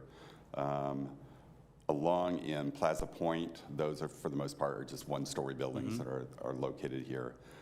This, however, I think has been somewhat of a concern. It's 2 pieces of property that are located there, both over 10 acres, Right. and different things can occur on them. The one that you see along here was kind of back when residential was doing well, and it had a main center that was located back here. It had 1-story retail going along 135th Street, and then it had office kind of coming along the backside. And I was trying to look for the plan. From what I recall, I think those were 2-story office buildings that were located back there. However, now that those plans aren't there anymore, it is possible that somebody could come in. They were shown on the comprehensive plan as being mixed-use development, and so they could propose as far as taller buildings that are located there. You have the same situation that is located on this piece of property. Again, I think that they were looking more as far as at a retail center, and then it just never came to fruition. Here you have the Market Square, so you do have the 1-story buildings that are kind of located along 135th Street, and for the most part, all of that is 1-story. However, the Price Chopper is a little bit taller. Then you get into East Village. These are the 4 that are located here. That's been approved with final approval, and these, almost all the rest of these are 2-story. There is a 1-story clubhouse that's located in there. And then over here, it's kind of a mixed bag. You have 1-story, 2-story, and up to a 4-story that's located here. Right. This is development that came in Leawood Market Center. And again, that was back when retail was doing really well. And they had a main center that was located back here with 1-story retail kind of coming along here. And that's the Madden McFarland piece that's located there, and I think it's 2-story. As you move over this way, this is the 135 development that we've been seeing. We've seen the final as far as on this blue, so they have final approval for that. They're actually in for this piece that's located right now. It was originally going to be scheduled for this meeting. However, there is some additional information that they had to provide us first. But as part of that, they actually are proposing that this 2-story assisted living building that was there actually be 4-story multifamily. So that shows you kind of a change that could take place. And then as you come over to Lord of Life Lutheran Church, I believe it's 2 stories. However, it has some height because of the vaulted roofs. In this area, that used to be Mission Corner, and it had some taller buildings. It had a 5-story here, 4-story, 4-story, 2-story, 2-story. But again, this is a plan that is long expired now. And then you have this piece that was, that kind of came in, and we have, it's the Oxford Promenade, which everybody really liked, and that has 4-story buildings that are located along here with 1 story that's going along here. But if that didn't come to fruition, then somebody else would be able to propose a mixed-use development. Here you have, as far as Aventino, that all changed to single family outside of the 2 office buildings that are located, one at the corner of 135th and Mission and the other one down along 137th Street. And then this one was Plaza Point, which we mentioned before, is primarily 1 story. Maybe a better way to have made my point is that 20% of this is left to be developed, assuming that these people come through and do assuming what they're that gonna do. the plans are And I yes. get that not everything happens. Yeah. But 20%, and so if you take the portion that sits right up on 135th Street, where everybody thought it'd be fabulous to have the tallest buildings at one point in time, even if that happened today, we're never gonna have the canyon, because it would have had to have been built already.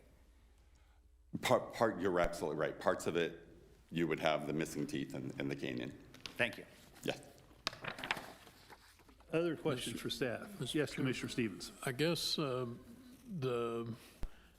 of the history behind why this has come up is, as you've attached the meetings with city council and concerns, and a lot of the focus on the 135th development area, I guess, or the corridor, and primarily maybe because that's some of the largest areas of future development. But the changes proposed to the ordinance are really affecting all MXD.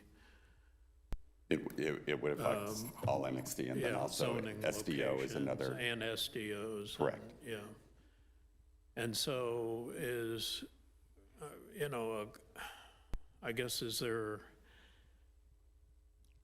maybe maybe concern isn't the right word, but is there a reaction to how that would affect the rest of the city as far as all those planned areas? You mentioned Park Place has buildings taller than 55 feet. I'm just trying to think across the city, there's other locations that have heights greater than what's being proposed here. You're correct. I mean, Park Place is an example of where you would have a number of buildings that would have had to have had as far as the additional approval of 3/4 majority vote. Yeah. Mark, what about the 8600 project? The grade is real low there. I mean, that's a odd topography. If you went from at the back of the lot to the top of that building, how tall, do you have any sense how tall that is? It starts off at 4 stories. It's along State Line Road, kind of face closest to State Line Road, Yes. and then it goes up to 5 stories as it drops down. And then, of course, they have the townhomes that are located on the north and the west. And again, under this proposal, they would have the option, city council would have the option of granting them the variance because of the topography, right? Correct. Okay. Correct. Which is a little bit more objective. That's probably a much easier one. Commissioner Gayed? So is the goal in, this kind of goes a little bit to what Commissioner McGurn was saying, is the goal of limiting the height to achieve variation in height? Because I'm just picturing if we limit the height, then we could still have a row of 4-story buildings. And in my mind, that would kind of still achieve somewhat of that canyon-like concept that we're talking about as trying to avoid. So I don't know if just the height limitation is achieving a variation in heights, if that's the goal of this. So I guess, can you speak to kind of what the goal is? Yeah, you're absolutely right. You could get a series of 4-story buildings along that, and it would create, probably not as tall a canyon, but it would be kind of a shorter that would be uniform as you go along. I think the proposal is, though, that if you wanted to go above that and really kind of create even more of a canyon-like feel, or maybe some of the buildings are just, I think ideally it would be nice to have kind of a variety, right, of buildings as you go along. Yeah. You don't want everything to look uniform. I remember there was some discussion with regard to putting all the 4-story buildings of East Village along 135th Street. But if you lined the entire section that was East Village with 4-story buildings, that's a pretty long expanse of nothing but 4-story buildings. As it is, you have the 4-story that are kind of located over in the southwest corner, and then you kind of go to a 2-story, and then you get a kind of a mixed bag over along state line of having 1, 2, 3, and 4-story buildings. But I think that, you know, most people would prefer as far as some sort of mixture. Okay. So I guess I'm just wondering if this is the best way to achieve that. I understand we want to limit height in some capacity, but I don't know if an overall blanket limiting of height is going to achieve that variation that we want.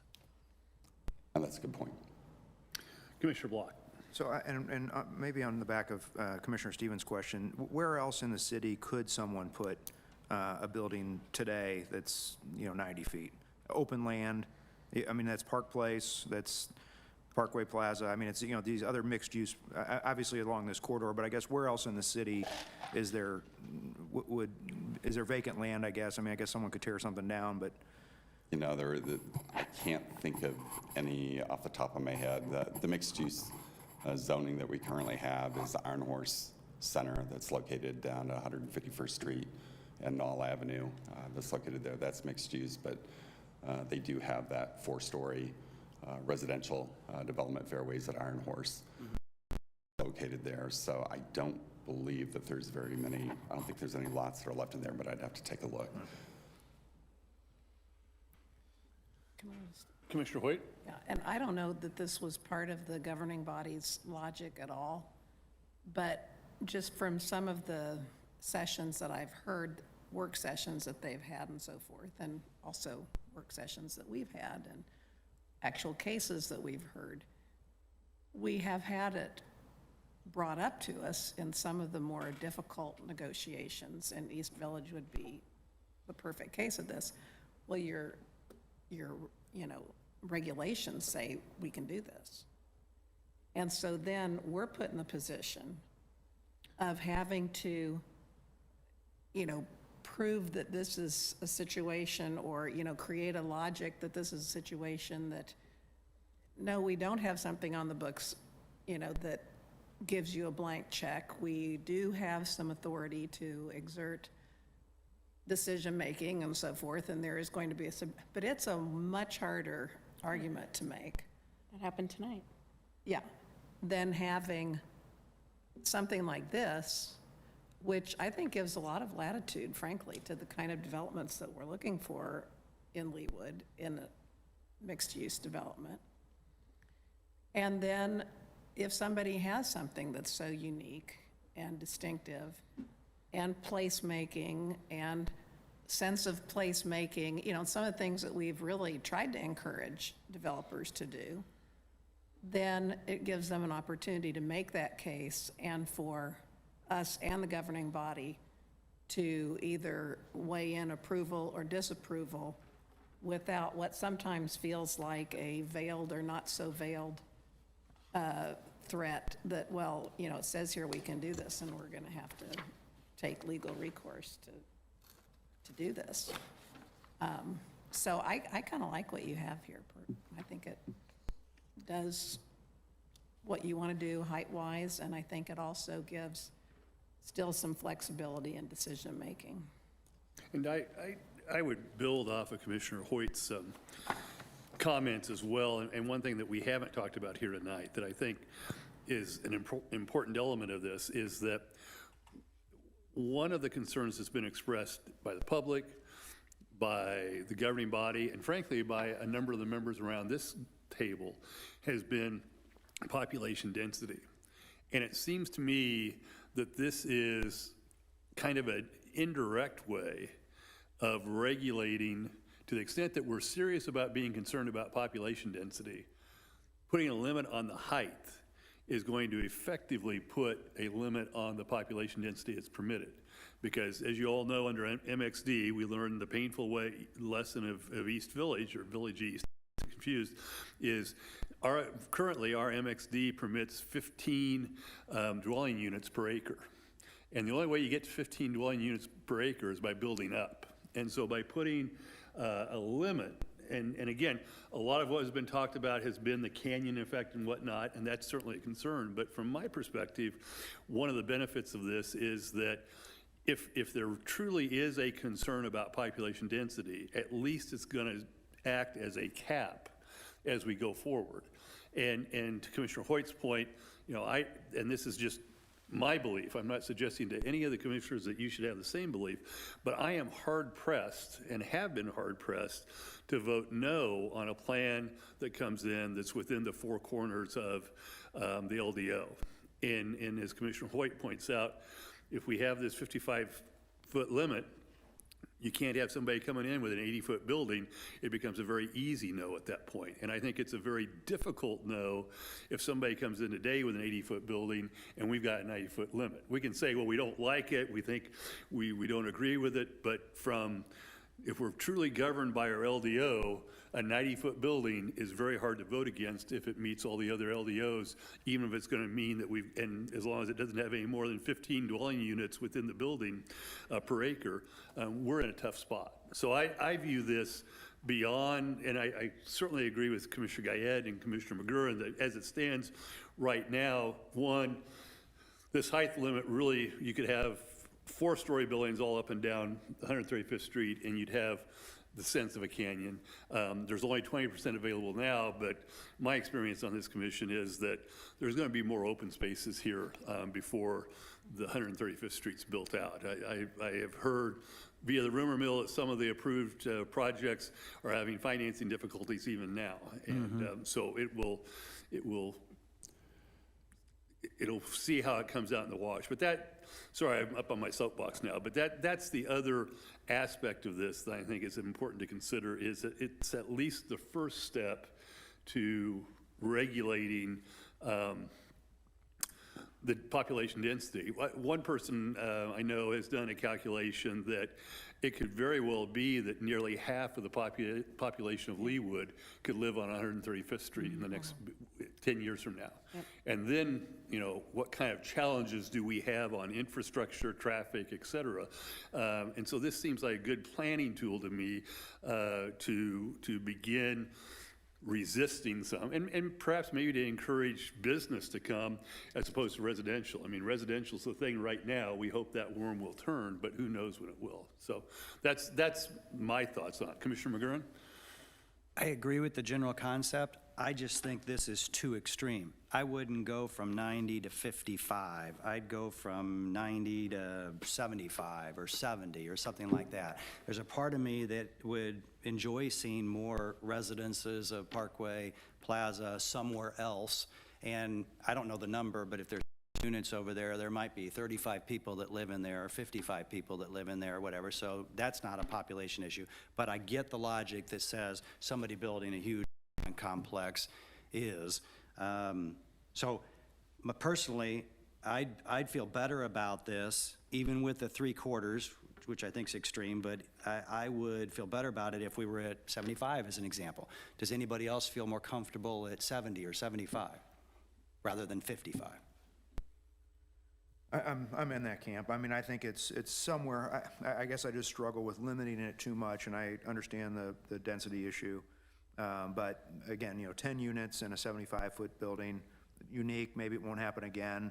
But I think if you then add another layer of it has to be a signature type property and you're adding more cost, I think you're limiting the chances of development. I guess that's just where I'm concerned. And I understand that we can always kind of go around it either with a 3/4 or maybe change the ordinance at some point down the road again. But I guess I'm just struggling that 55 just seems pretty low to me when it's 90 now and there's a 75-foot building under construction. Anybody else feel that way? Other comments? Mark, anything else to add to the record from staff's perspective? Just as far as, I'm not sure if the commission would want us to go back and get some more examples, so you could see some more examples, maybe pictures, maybe not necessarily in Leawood, but those in Leawood. And then I'll also get as far as the height of the Church of the Resurrection that's there, as well as some other. Is that something the commission would like to see, and then I'll bring it back, and that way you can kind of see some differences. I don't necessarily think as far as going up a little bit in height would be terrible.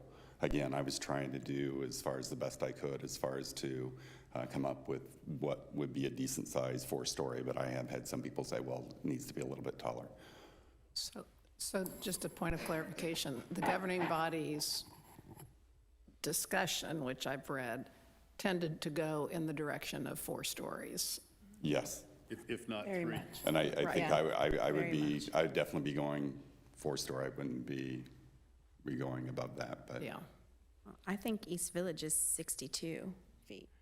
I don't think it's 55. And I tried to go through and go I back think to those those, 4-story but I buildings can. are But higher again, than you 55. know, with the East Village, you don't, parapets aren't included and those kind of things as well. So, but I'd be more than happy to get some examples if it would I'd be help. interested in the Hallbrook buildings too, how tall those are, the office buildings. Okay. So Sorry. Commissioner Stevens. Yeah, I guess to add to that too, though, what's being proposed is maybe not a story limitation, right? But it's the height. It is a height. In fact, currently right now, the SDO, the office, has both 90 feet or 6 stories. In this proposal, we would remove the 6 stories and focus on the height of 55. My recollection, and the name of the condominium building that's going up is Residence at Park. Residence at Parkway Plaza. And I could be proven wrong on this, but my recollection is the reason it's so tall for a 4-story building is I think he's put 12-foot ceilings. Yeah, they're really big. It's high really ceilings. tall ceilings. Yeah. So, 4 stories in my mind is much different than 4 stories of Right. 12-foot ceilings. But it seems like we've got really 3 choices here. We can continue this, and Mark can get the additional information that the commission's requested and come back on another occasion. We can entertain a motion to consider this as it stands at 55 feet. Or we could entertain a motion to propose this at 70 or 75 feet. Not that it makes a great deal of difference, but whatever we decide here will take, to overrule us, will take a supermajority at the governing body. And it's a 2/3 supermajority, or no, it's a 3/4 supermajority. I believe it's a 2/3 to 2/3? override, and On this decision, Yes. once it's remanded, when it goes back that's to the right. governing body, it's a simple majority. yeah, that's right. Okay, thank you. The deviation is what would require a 3/4 supermajority. What's, I'm sorry? The deviation. The deviation would, but yeah. I think that the point, before they remanded it to overrule what we proposed the last time, it took a 3/4. So they remanded it rather than go for their 3/4. Do I hear a motion out there someplace? Mr. Chairman, before, Commissioner Coleman. do we need a public hearing? Well, I thought so, but I was looking at the memo and it didn't say anything about it, so. And See on the agenda, it would be a Okay, I public feel hearing, better because I've been correct. searching for the public hearing for the last 5 minutes. So thank you, Commissioner Coleman. I thought my memory was that we needed a public hearing. So with that, same ground rules as before. I'll open the public hearing and ask if there's anybody in the audience that wishes to be heard on building heights. Seeing none, Commissioner Coleman? Mr. Chairman, I move to close the public hearing. Thank you. Is there a second? Second. Thank you, Commissioner Hoyt. All those in favor of closing the public hearing, please indicate by saying aye. Aye. Those opposed, same sign. The ayes have it. The public hearing is closed. Thanks again, Commissioner Coleman, for finding that. So again, we have 3 options here. Do you want to consider additional data that Mark might want to bring forward? Mr. Chairman? Commissioner Coleman. Yeah, I don't think this is a decision that needs to be rushed to get to the council. I'm fine with the continuance to get more information, have further discussion on this. Thank you. Is there a second? Second. Oh, Thank you. that was a motion, I I guess. thought you moved. one. I didn't move, but I'll move now. So, Commissioner Belcher, you still second? Okay. became one. Any discussion of the motion? Commissioner Block? I guess I was just hoping to move it along with a slight amendment to the height. I mean, this has been going on for quite some time, and I guess I was just trying to put it to bed, but whatever the commission wants to do. Well, and also, one other question, we'll get more information from Mark. But I think, and maybe we can all be pondering this if it ends up being continued, but we ought to have some sense of what we think the appropriate height is. He can bring in examples, but looking at the objectives that we've talked about, the other circumstances that we've discussed, I kind of wish we could settle this too at this point, but I'll definitely not be grumpy if we continue, so. Well, If we want to try to settle, I'll be glad to make a motion. Well, we've got a motion on the floor. Can so you retract until I resolve that motion, I'm not really open to additional motions, except perhaps an amendment. Any other discussion of the pending motion? All those in favor of continuing case number, I've lost track of it now, but I think it's 7623 A, B, and C. To Mark, do you have a date you want? Oh, Ms. Knight's about to weigh in. Well, I was going to ask what the motion was.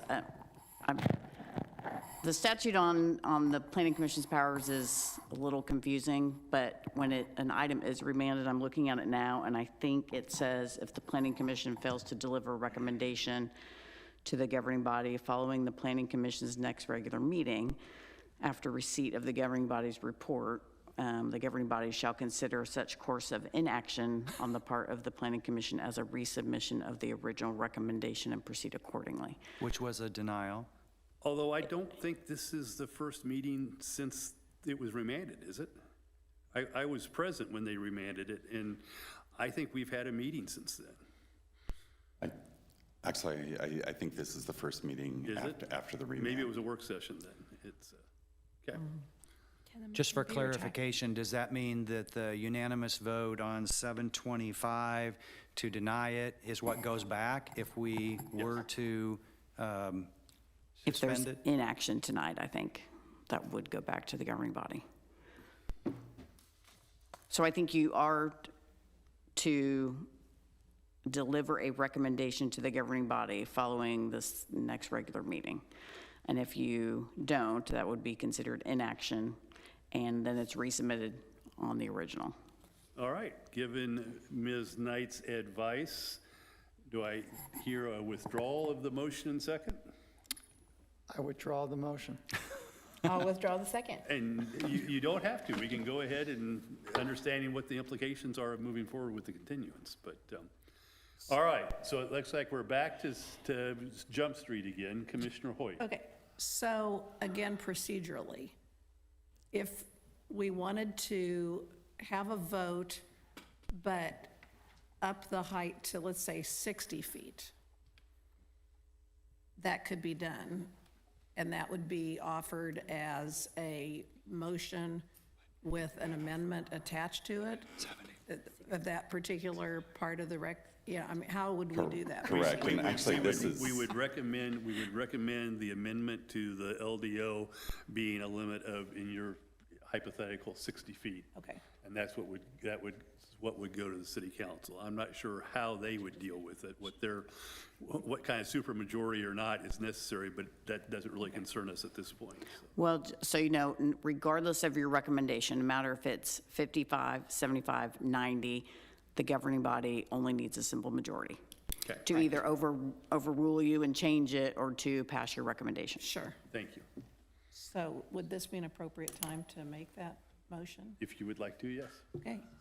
I would like to move for approval of cases 76-23 A, B, and C with a maximum height limitation of 60 feet.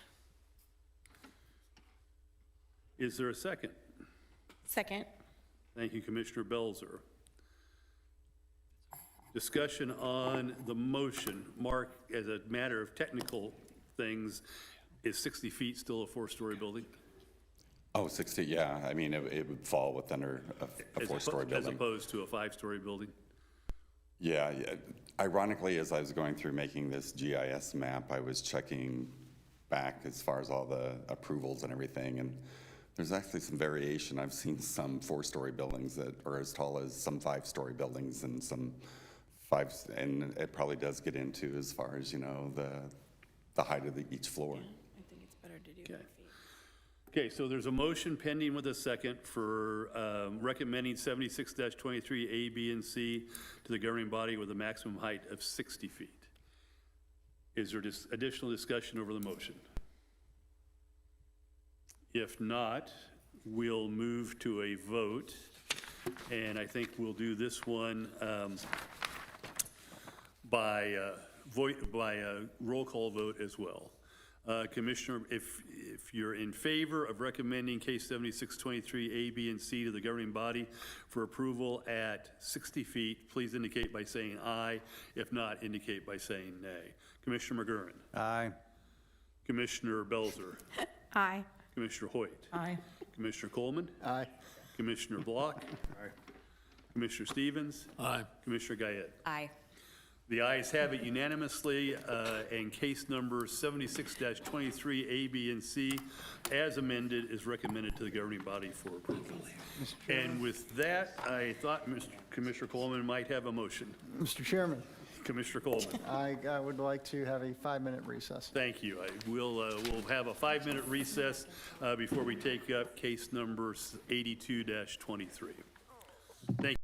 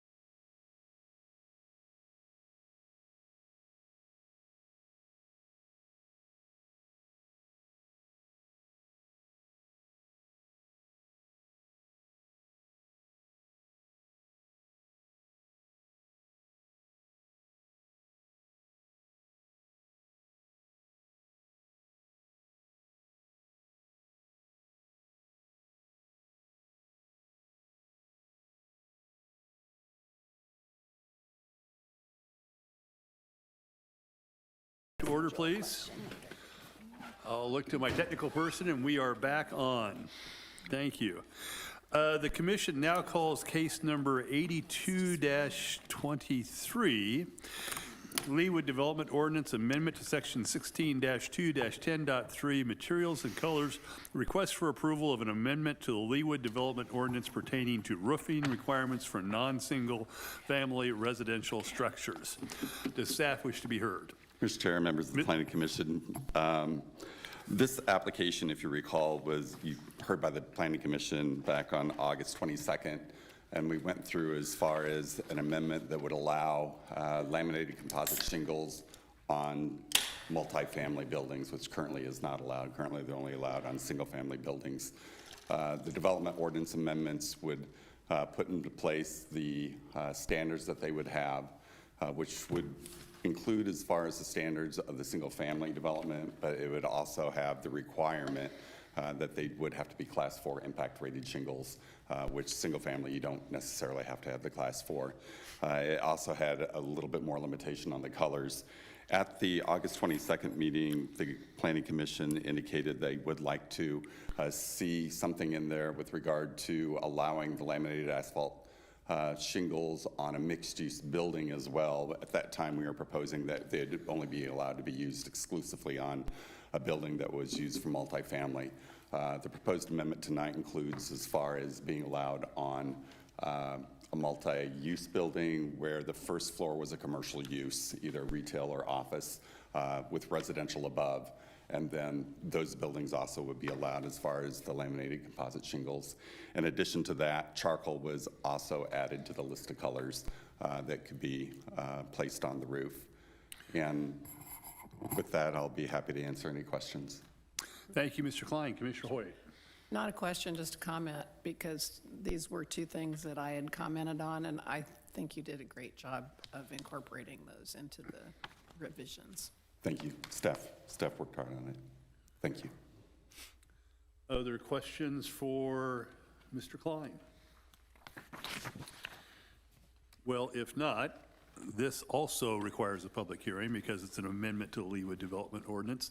Same ground rules apply. I'll open the public hearing and ask if there's anyone in the audience that wishes to be heard on case number 82-23. Mr. Chairman, Seeing none, Commissioner Coleman. I move to close the public hearing. Thank you. Is there a second? Second. Thank you, Commissioner Block. All those in favor of closing the public hearing, please indicate by saying aye. Aye. Opposed, same sign. The ayes have it. In case the public hearing for case number 82-23 is closed.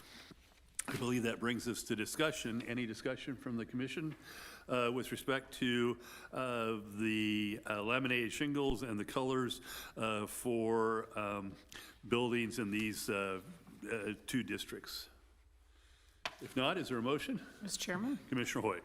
I move for approval of case 82-23, Leawood Development Ordinance Amendment to Section 16-2-10.3, Materials and Colors. Thank you. Is there a second? Second. Thank you, Commissioner McGurran. Any discussion of the motion? If not, we'll move to a vote. All those in favor of recommending case number 82-23 to the governing body for approval, please indicate by saying aye. Aye. Those opposed, same sign. The ayes have it, and case number 82-23 is recommended to the governing body for approval. Thank you. Brings us to the new business of this evening. The commission calls case number 91-23, Leawood City Park, Public Art, the Reaching Art Piece.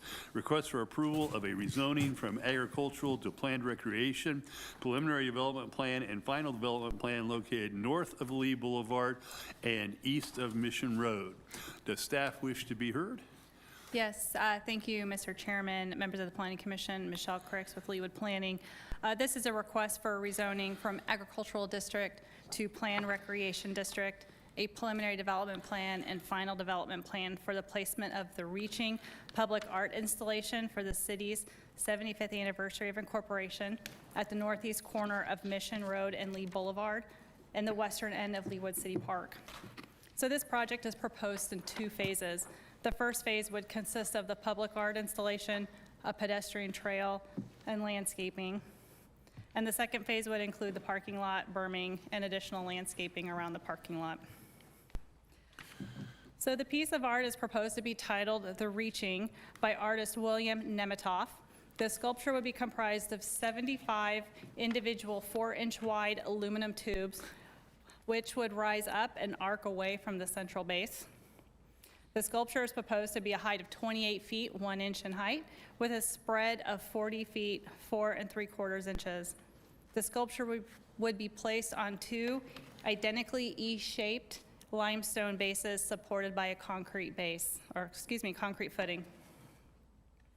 The art piece would allow the public to walk through and sit within the sculpture.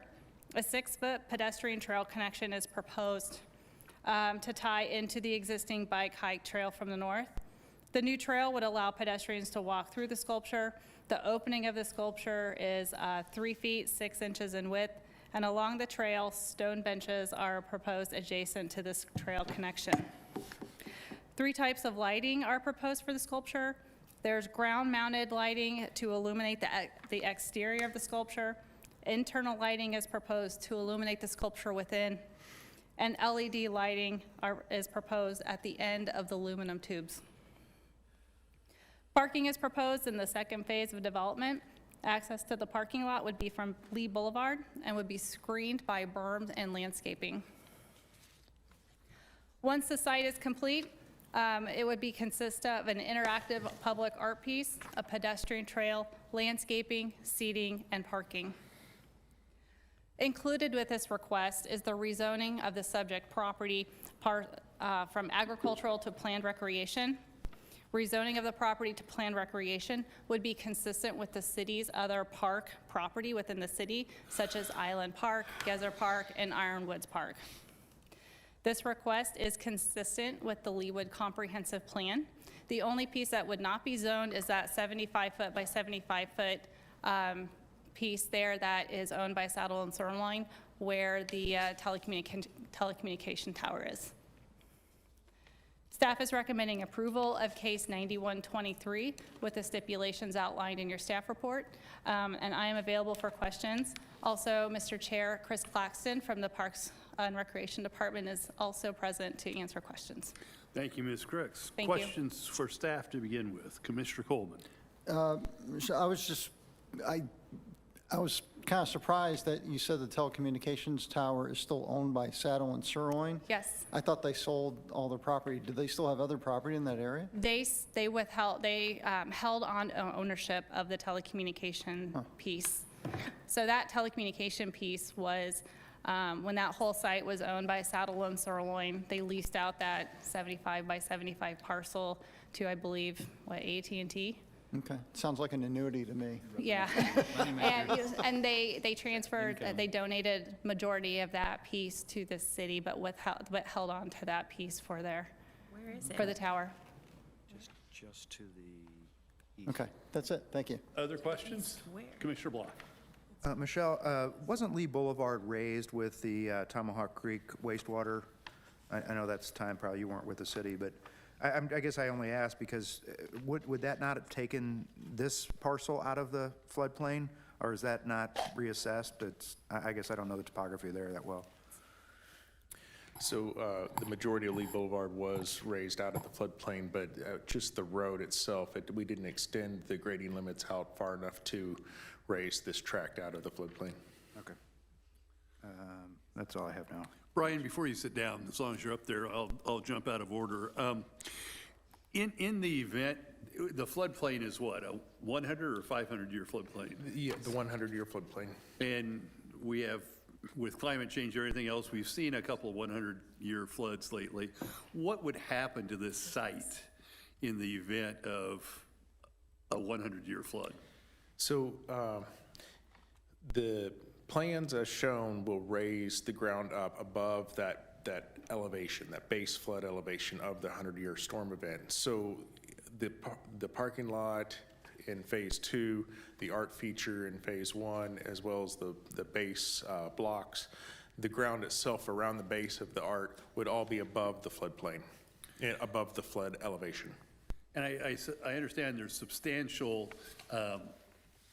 work that's done because this is a very heavy piece of art.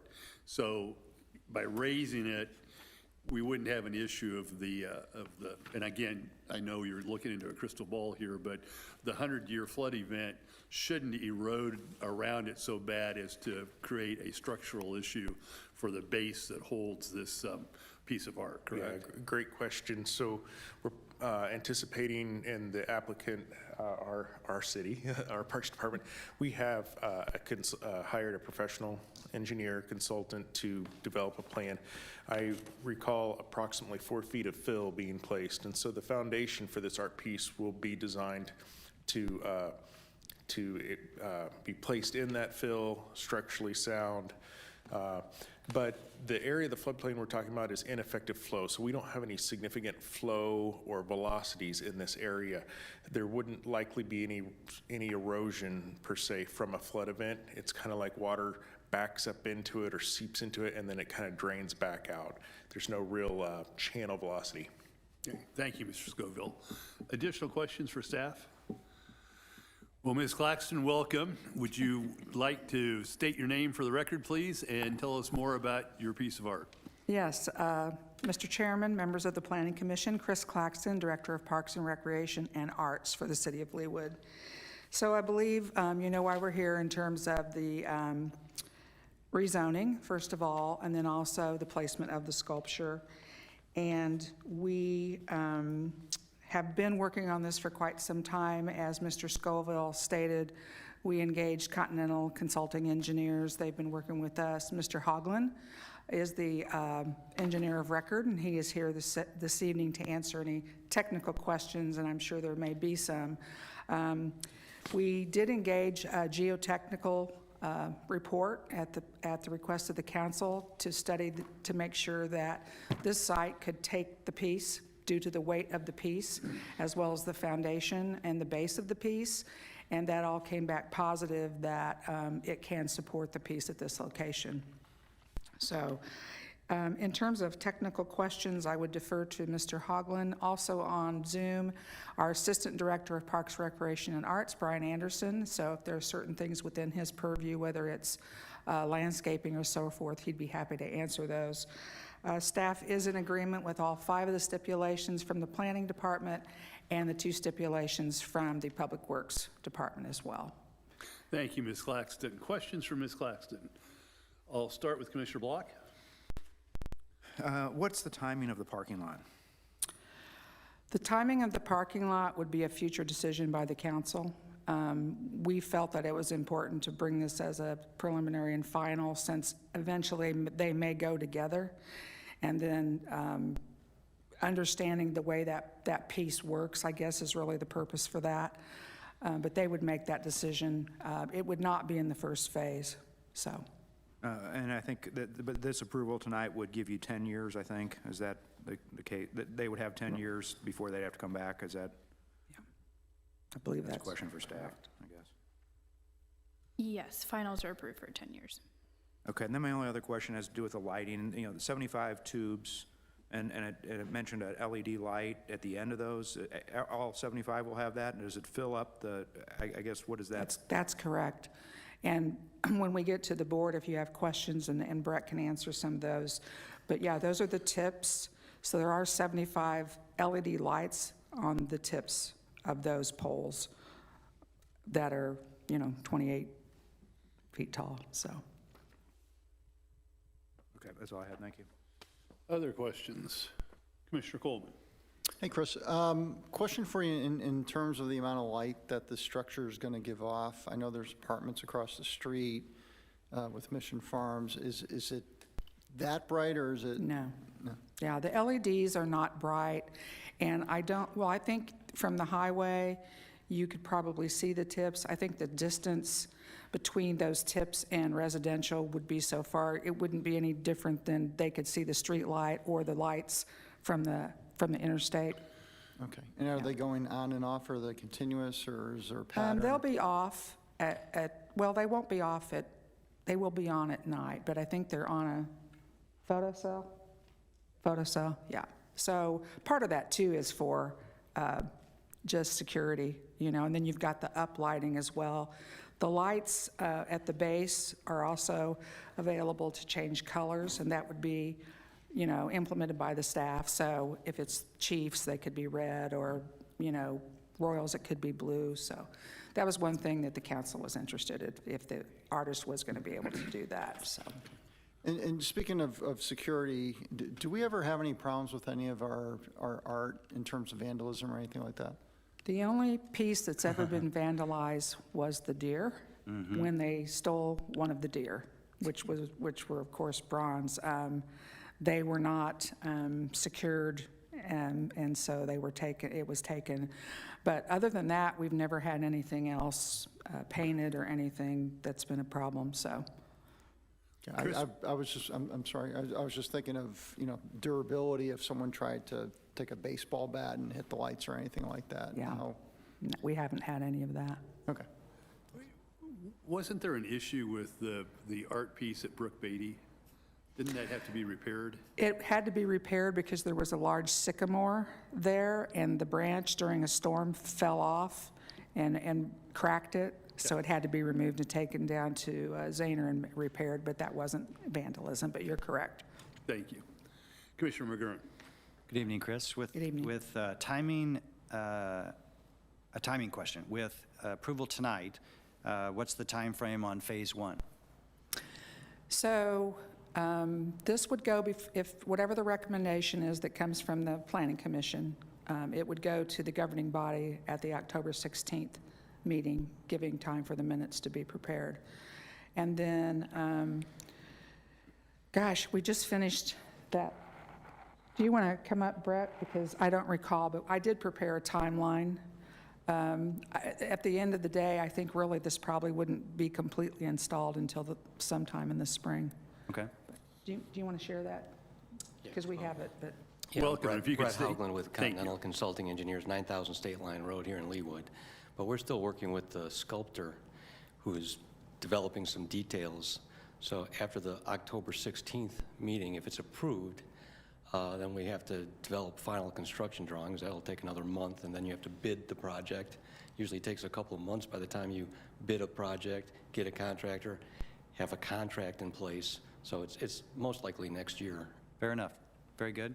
And lastly, I just wanted to compliment you. This looks fabulous. It looks very impressive.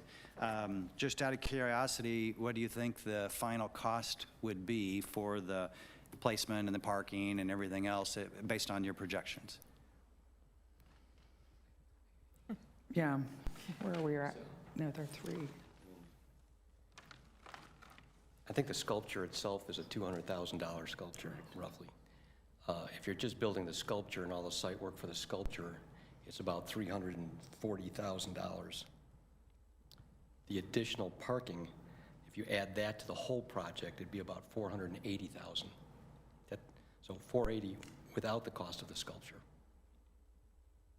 So the 340 grows to 480 with the parking lot included, and the total of everything is approximately 680. Okay, thank you very much. Chris, is that being funded just out of your budget, or is this all art funding that comes from all the projects? We haven't, the art piece itself and all that site work would primarily come out of the art budget, but those decisions have to be made by the council as to where the funding would eventually come from, so. Thank you very much. You're welcome. Thank you, Commissioner McGurran. Commissioner Stevens. Yeah, I agree. This looks really fabulous. And I guess the discussion of the timeline and the art piece is the BIM drawing here of the art piece, is that based on the actual fabrication of it, or is that still being developed? Like it may change to then affect your final construction drawings? Brett, do you want to use the board and kind of discuss that? That might be helpful, but the artist has all of the supplies, and part of the problem that he ran into when this was supposed to be hopefully installed sometime in September, for one thing, was supply to, he couldn't get the materials, particularly the 75-foot rods, which are those. you may have to take it and let them. There's just been some other details like ADA access, opening, clearance, head clearance that we're trying to work through with him that maybe he didn't I was going to bring consider. that up at the entries there. So, you know, you need an 80-inch clearance, at least 3.5 foot wide opening, that rectangular clearance to get through there. So, you know, the foundation will change a little bit as a result of that. So we're waiting on some of his final design details. Okay, very good, because that caught my eye, and these schematics are what's shown here, that it's maybe not inclusive in that way for seeing impaired. Well, and also, just to add to that, there is a ramp entrance to that, so it's going to meet ADA if someone in a wheelchair wants to go through there. My other thought, and I shared this with the artist, was, you know, nobody's going to be down there all the time, so what happens if a cyclist wants to ride through there right now, because you've got a seat, bike seat, and a person, so he's addressed those issues as well. We're trying to, you know, anticipate everything that could happen as people are trying to move through that opening. Very good, yeah.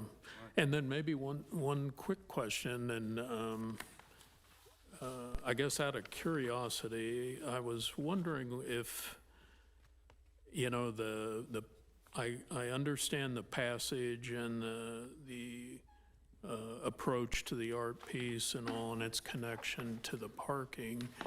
I guess I was a little surprised the sidewalk at the parking doesn't also connect up to the trails system there. Was there a real reason to like separate this parking from the trail? I think what you're saying is to the east. What's that? Yeah, the east end, maybe. It's right. Right, maybe so, where It could, but it just maybe adds more. Well, and I can see you have some grade issues right adjacent to it there, but it was discussed, and it could go that way. Cost is an issue too, but not that much more. And there's also discussion about this area, what would that be used for one day? Gardens, some other thing, other uses potentially. Gotcha, okay. Thank you, Commissioner Stevens. Other questions?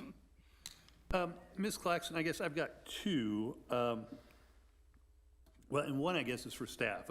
Michelle, typically when we have a plan, and again, we've never had a plan exactly like this before, but typically when we have a plan that has lighting around it, there's a stipulation that limits the foot candles at the property edge. And it's notable that that's not here.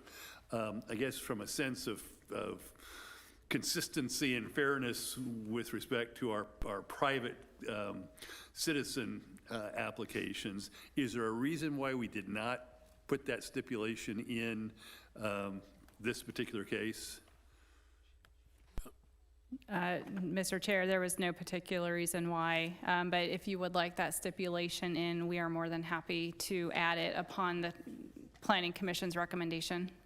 And can you refresh me, what is the limit on foot candles at property line? 0.5.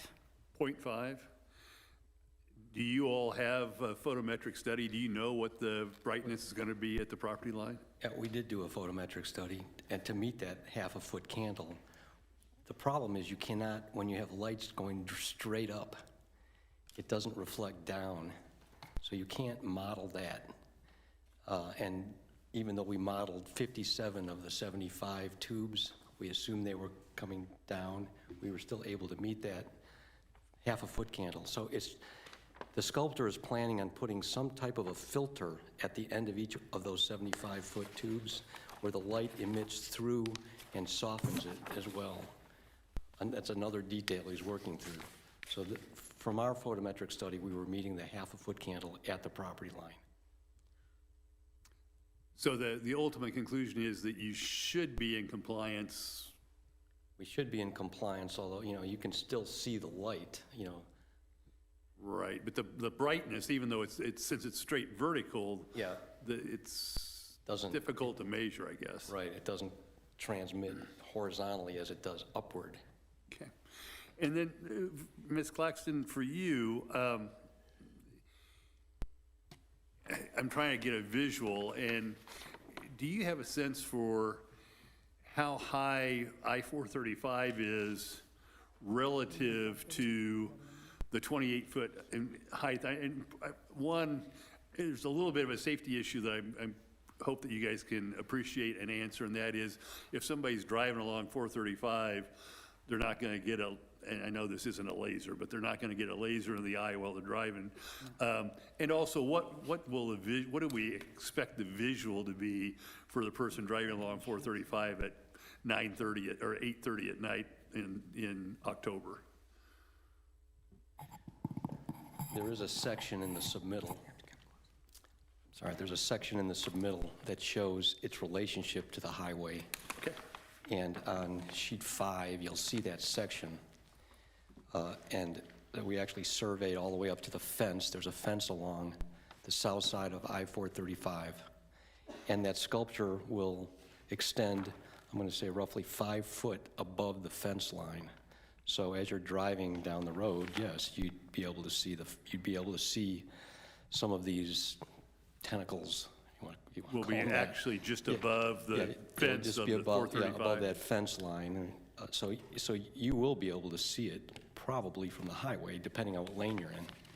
So 435 is a little less than 28 feet above grade from where this is going to sit. Right. Okay, thank you. You can see it in that section, yeah. I've been anxious to because it's one thing to look at it from the grade level.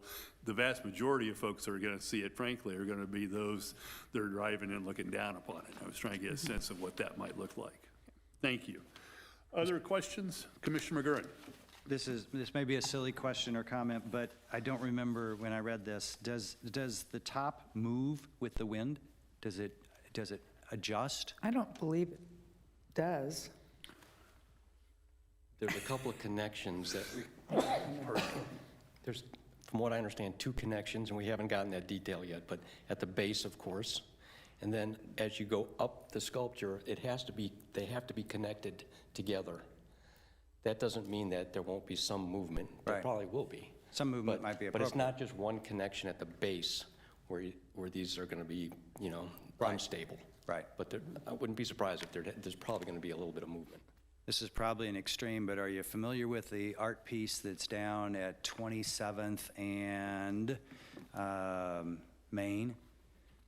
It was the piece that had a number of pedestals, like 3 or 4 pedestals, and this kind of art was on top of it, and then they were all interconnected. They were pipes that were strung together with wire of some sort, and they all hung in the air. Crown Center. Crown Center. Yeah, sure. Correct. I don't know if you noticed, but that in a storm blew off the pedestals. The whole thing fell to the ground, and it sat there with a bunch of construction fencing around it for a couple of years while they figured out the insurance-related issues. But my point was that it was similar tubing to this, but yours, the way they start at the bottom and flare out, a little bit of movement's a good thing, but a lot of movement isn't going to happen. So the sculptor has his engineer designing the plates at the bottom, how those are interconnected, and also as you go up, how everything is connected. Okay. Our role will be the concrete foundation and below grade. I see. So I don't think he's got all that worked out yet, but we've had that discussion as far as wind. I just wind wanted to loads. bring it up, so it was Yeah, a topic of conversation. It's a good point. Thank you. And to Brett's point, and to your question, if I may, about where those start to flare and curve, that's where that support's going to be. So yes, there may be some, but you're not going to see a single pole going like that, crashing into the others, or Got it. anything of that nature. So just to clarify that. Thank you. So this may be a little bit of the K-Stater in me, but we're not going to be waving the wheat Is that right? No? Okay, very good. Very good. Unless it's yellow or purple, then I guess we could say that. I appreciate that. Any other questions for Ms. Claxton? If not, let me look at this one. This one also requires a public hearing. And again, the same rules apply. I'll open the public hearing. Is there anyone in the audience who wishes to be heard? If Mr. not, Chairman? Commissioner Coleman. I move to close the public hearing. Thank you. Is there a second? Second. Thank you, Commissioner Block. All those in favor of closing the public hearing, please indicate by saying aye. Aye. Those opposed, same sign. The ayes have it. The public hearing is closed. Any additional discussion with respect to case number 91-23? Commissioner Hoyt. Just a comment and an observation. I think that public art is one of Leawood's treasures. And one of the reasons it is because our Parks and Recreation Department works so closely with the Arts Council and brings in expertise both in the artistic and engineering realm, and the Park Department steps up to the plate, and this is just another example of that. So I commend you. Thank you, Commissioner Hoyt. Commissioner McGurran. I'll make a motion if you'd like. Any other discussion before we go to a motion? Commissioner McGurran. I'd like to move for approval of Leawood City Park Public Art, The Reaching Art Piece, request for approval of a rezoning from agricultural to planned recreation, preliminary development plan and final development plan located north of Lee Boulevard and east of Mission Road, case 9123. Thank you. Is there a second? Second. Thank you, Commissioner Belzer. Any discussion of the motion? If not, all those in favor of recommending case number 91-23 to the governing body for approval, please indicate by saying aye. Aye. Those opposed, same sign. The ayes have it, and case 91-23 is unanimously recommended to the governing body for approval. The commission now calls case number 92-23, Ranch Mart North Artwork, request for approval of a final plan located north of 95th Street and east of Mission Road. Does staff wish to be heard? We do. Please proceed. Mr. Chairman and members of the Planning Commission, this is case 92-23, Ranch Mart North Artwork, request for approval of a final plan. This applicant is requesting approval of 2 murals for the Ranch Mart North development located north of 95th Street and east of Mission Road. All artwork proposed for the development was required in previous submittals to come back before the Planning Commission and governing body for further approval. So that is why this application is in front of you today. These murals will be painted by Whitney Kerr, and as I said, there are 2. The first will be located in the passageway between the Meat Mitch restaurant and the main center building. And this one will show the original Ranch Mart development in kind of a wintertime Christmas type scene. This historic photo was taken sometime between 1961 and 1962. The second mural will be located within the lawn area of the development and will be a painted composite image inspired by some different photos taken around the center about the time that it first opened, around 1959 or 1960, and will show some of the original Ranch Mart North stores of the center. The 2 murals will be painted directly onto the brick wall surfaces and will be sealed with a clear sealant. Both of the murals will be non-illuminated. This final plan meets all regulations of the Leawood Development Ordinance, and staff recommends approval of case 92-23 with all stipulations listed in the staff report, and I would be happy to answer any questions. Thank you. Questions for staff? Commissioner Block. Just a quick question on durability. Do we have any experience in the city with a similar application on brick? Not that I know of. I know that the applicant, as I said, did propose a clear sealant to kind of help with that durability and longevity. They may be able to speak a little more to that. Other questions for staff? Commissioner Coleman. I'm actually enjoying the second page from the end where it says Courtyard Mural Inspiration and the older pictures. Is Ranch Mart really built on a dry lake bed?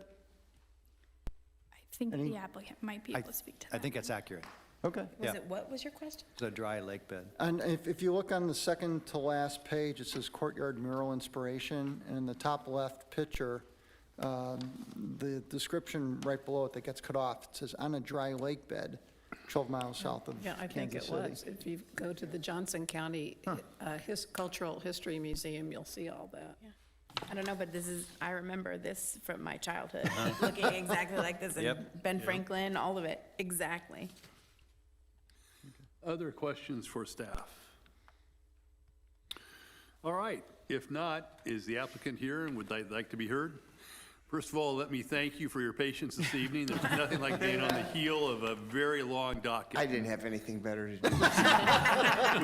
We very much appreciate your patience, sir. So if you could introduce yourself and state your address, we'd be grateful. Sure. My name is Leonard Corsi. I'm the president of JCM Realty Advisors and Ranch Mart North LLC, 3705 West 95th Street, and that's in Overland Park.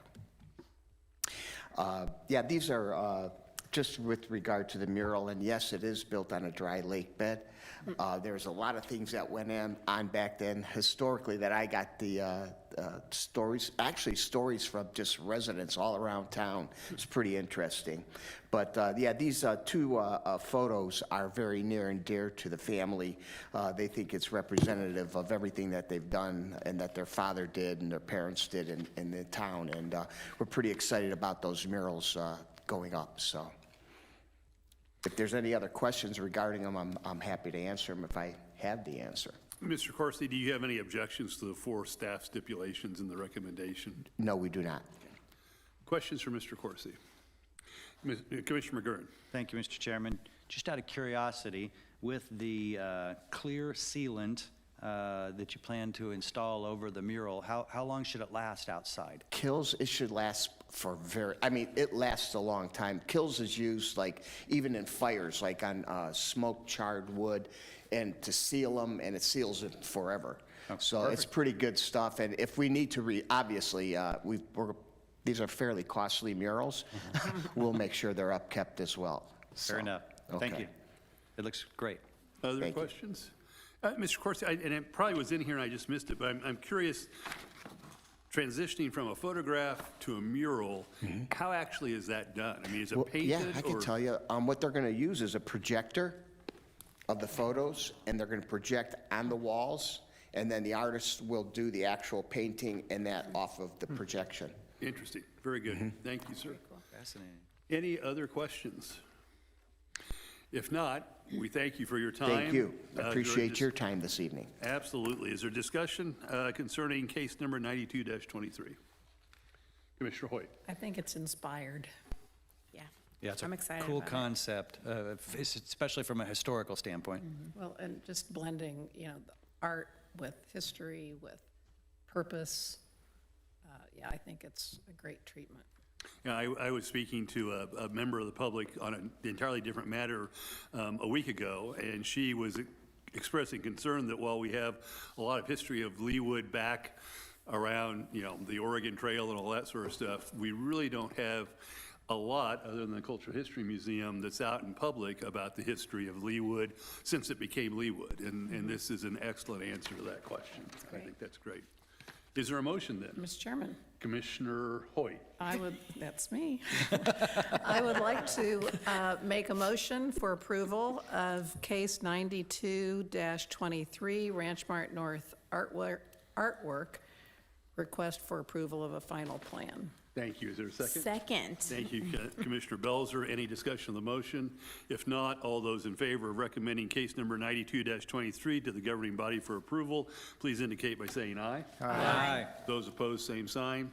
The ayes have it, and case number 92-23 is recommended for approval.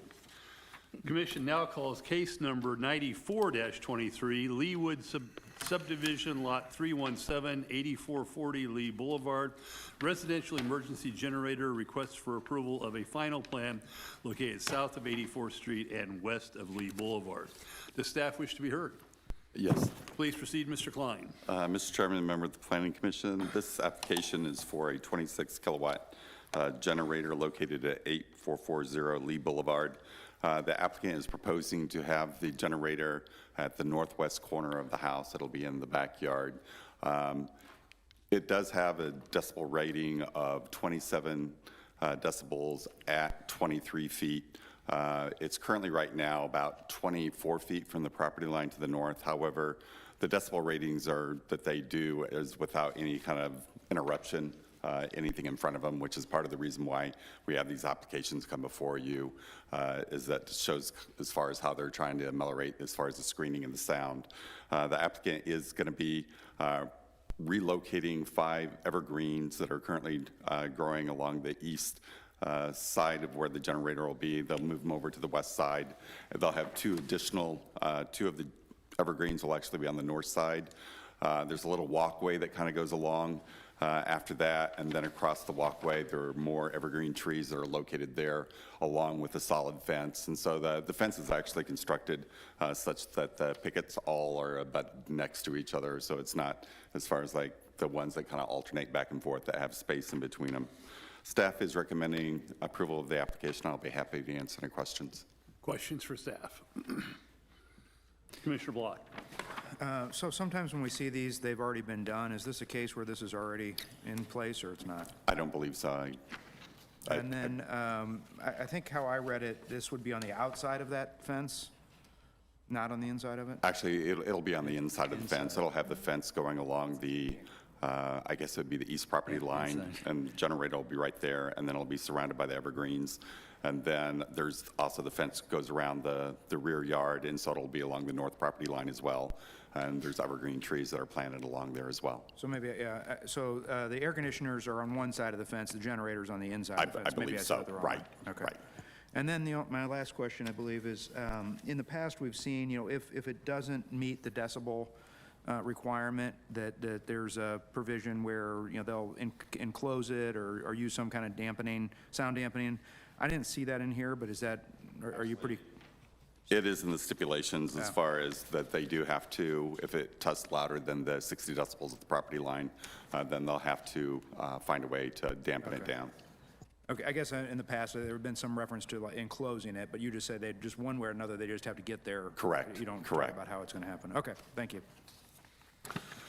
Thank you, Commissioner Block. Commissioner McGurran. Just out of curiosity, does that sound typically follow the ground? Does it go straight up? Does it go up into the air? What's typical? Or where do they test? They test at the property line itself when they install the generator.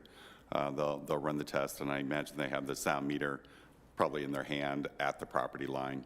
So this piece of property actually, looks like as it goes to the north, it actually goes up a little bit as well, so the elevation changes. The thing that caught my eye was what I assume is this bedroom, and it looks like there's a sliding glass door and a little, I don't know, patio area or balcony or something up there, where somebody might be sitting outside. Sure. It couldn't be much closer from that corner of the house to the generator.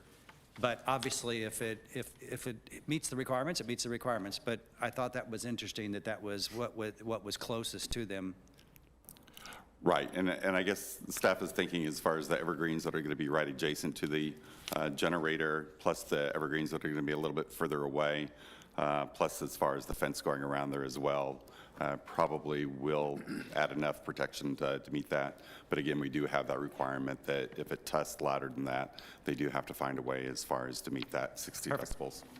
Thank you, Mr. Klein. Thank you, Commissioner McGurran. Mark, just a curiosity, what's the size of this generator compared to some of the others that we've seen in the past? Is this about the same? Honestly, this is about the same. This isn't really large. We did see a couple of them that were 100 kilowatts, and those were a little bit larger, but this is 26. Okay, thank you. Any other questions for staff? If not, I see that Mr. Abbott's on the Zoom call. Welcome, Mr. Abbott. I appreciate your patience. At least you've been able to do this from your own location and not sit in our audience all night. But we appreciate your patience tonight. If you could state your name and your address, although I'm guessing we know your address, we'd be grateful, and any other comments that you might have for us. No, my name is John Abbott. I live at 8440 Lee Boulevard in North Leawood. I think the only thing that I'm asking for is a variance from the 22 that would automatically be approved. But in terms of sound, size, with the exception of fuel consumption, looks like technology has allowed us to create a little bit higher power. And for the size of my home, this is what is recommended for my home from the manufacturer. But outside of that, it's consistent with everything that would be approved by the ordinance at 22 kilowatts. Okay. And Mr. Abbott, I'm sorry, you faded a little bit on us there. Were there any, it sounded like maybe you were expressing a concern early in your presentation there. Is there anything about the stipulations that staff has recommended that you would object to? No. No? No. Okay, thank you. Any questions for Mr. Abbott? If not, we'll move to discussion. Is there any discussion over a case concerning case number 9423 in the application for a residential emergency generator? If not, do I hear a motion? Mr. Chair. Commissioner Belzer. I move for approval of Leawood subdivision lot 317-8 or 8440 Lee Boulevard residential emergency generator request for approval of a final plan located south of 84th Street and west of Lee Boulevard, case 94-23. Thank you. Is there a second? Second. Thank you, Commissioner Hoyt. Any discussion of the motion? If not, we'll move to a vote. All those in favor of recommending case number 94-23 to the governing body for approval, please indicate by saying aye. Aye. Those opposed, same sign. The ayes have it, and case number 94-23 is recommended to the governing body for approval. Thank you, Mr. Abbott. We appreciate your time tonight. Thank you. Before we adjourn, I would just note that we have a work session coming up on October 3rd, and it's at a little bit of an unusual time. It's, I believe, 7 starts o'clock. at 7 o'clock. I appreciate the forbearance of the commission. The time change is actually to accommodate me, as I will be engaged in a public forum until right before that time. If by chance the public forum lasts long, we'll go ahead and start at 7, and Commissioner Coleman will be in the chair. And apologies to Commissioner Guyed. It's likely that the public forum she has will go on into the meeting, but we apologize and thank you for your forbearance on that. Any other matters to come before the commission this evening? If not, thank you for a very good session. It was a good discussion, good work by the commission. We stand adjourned. Thank you. Thank you.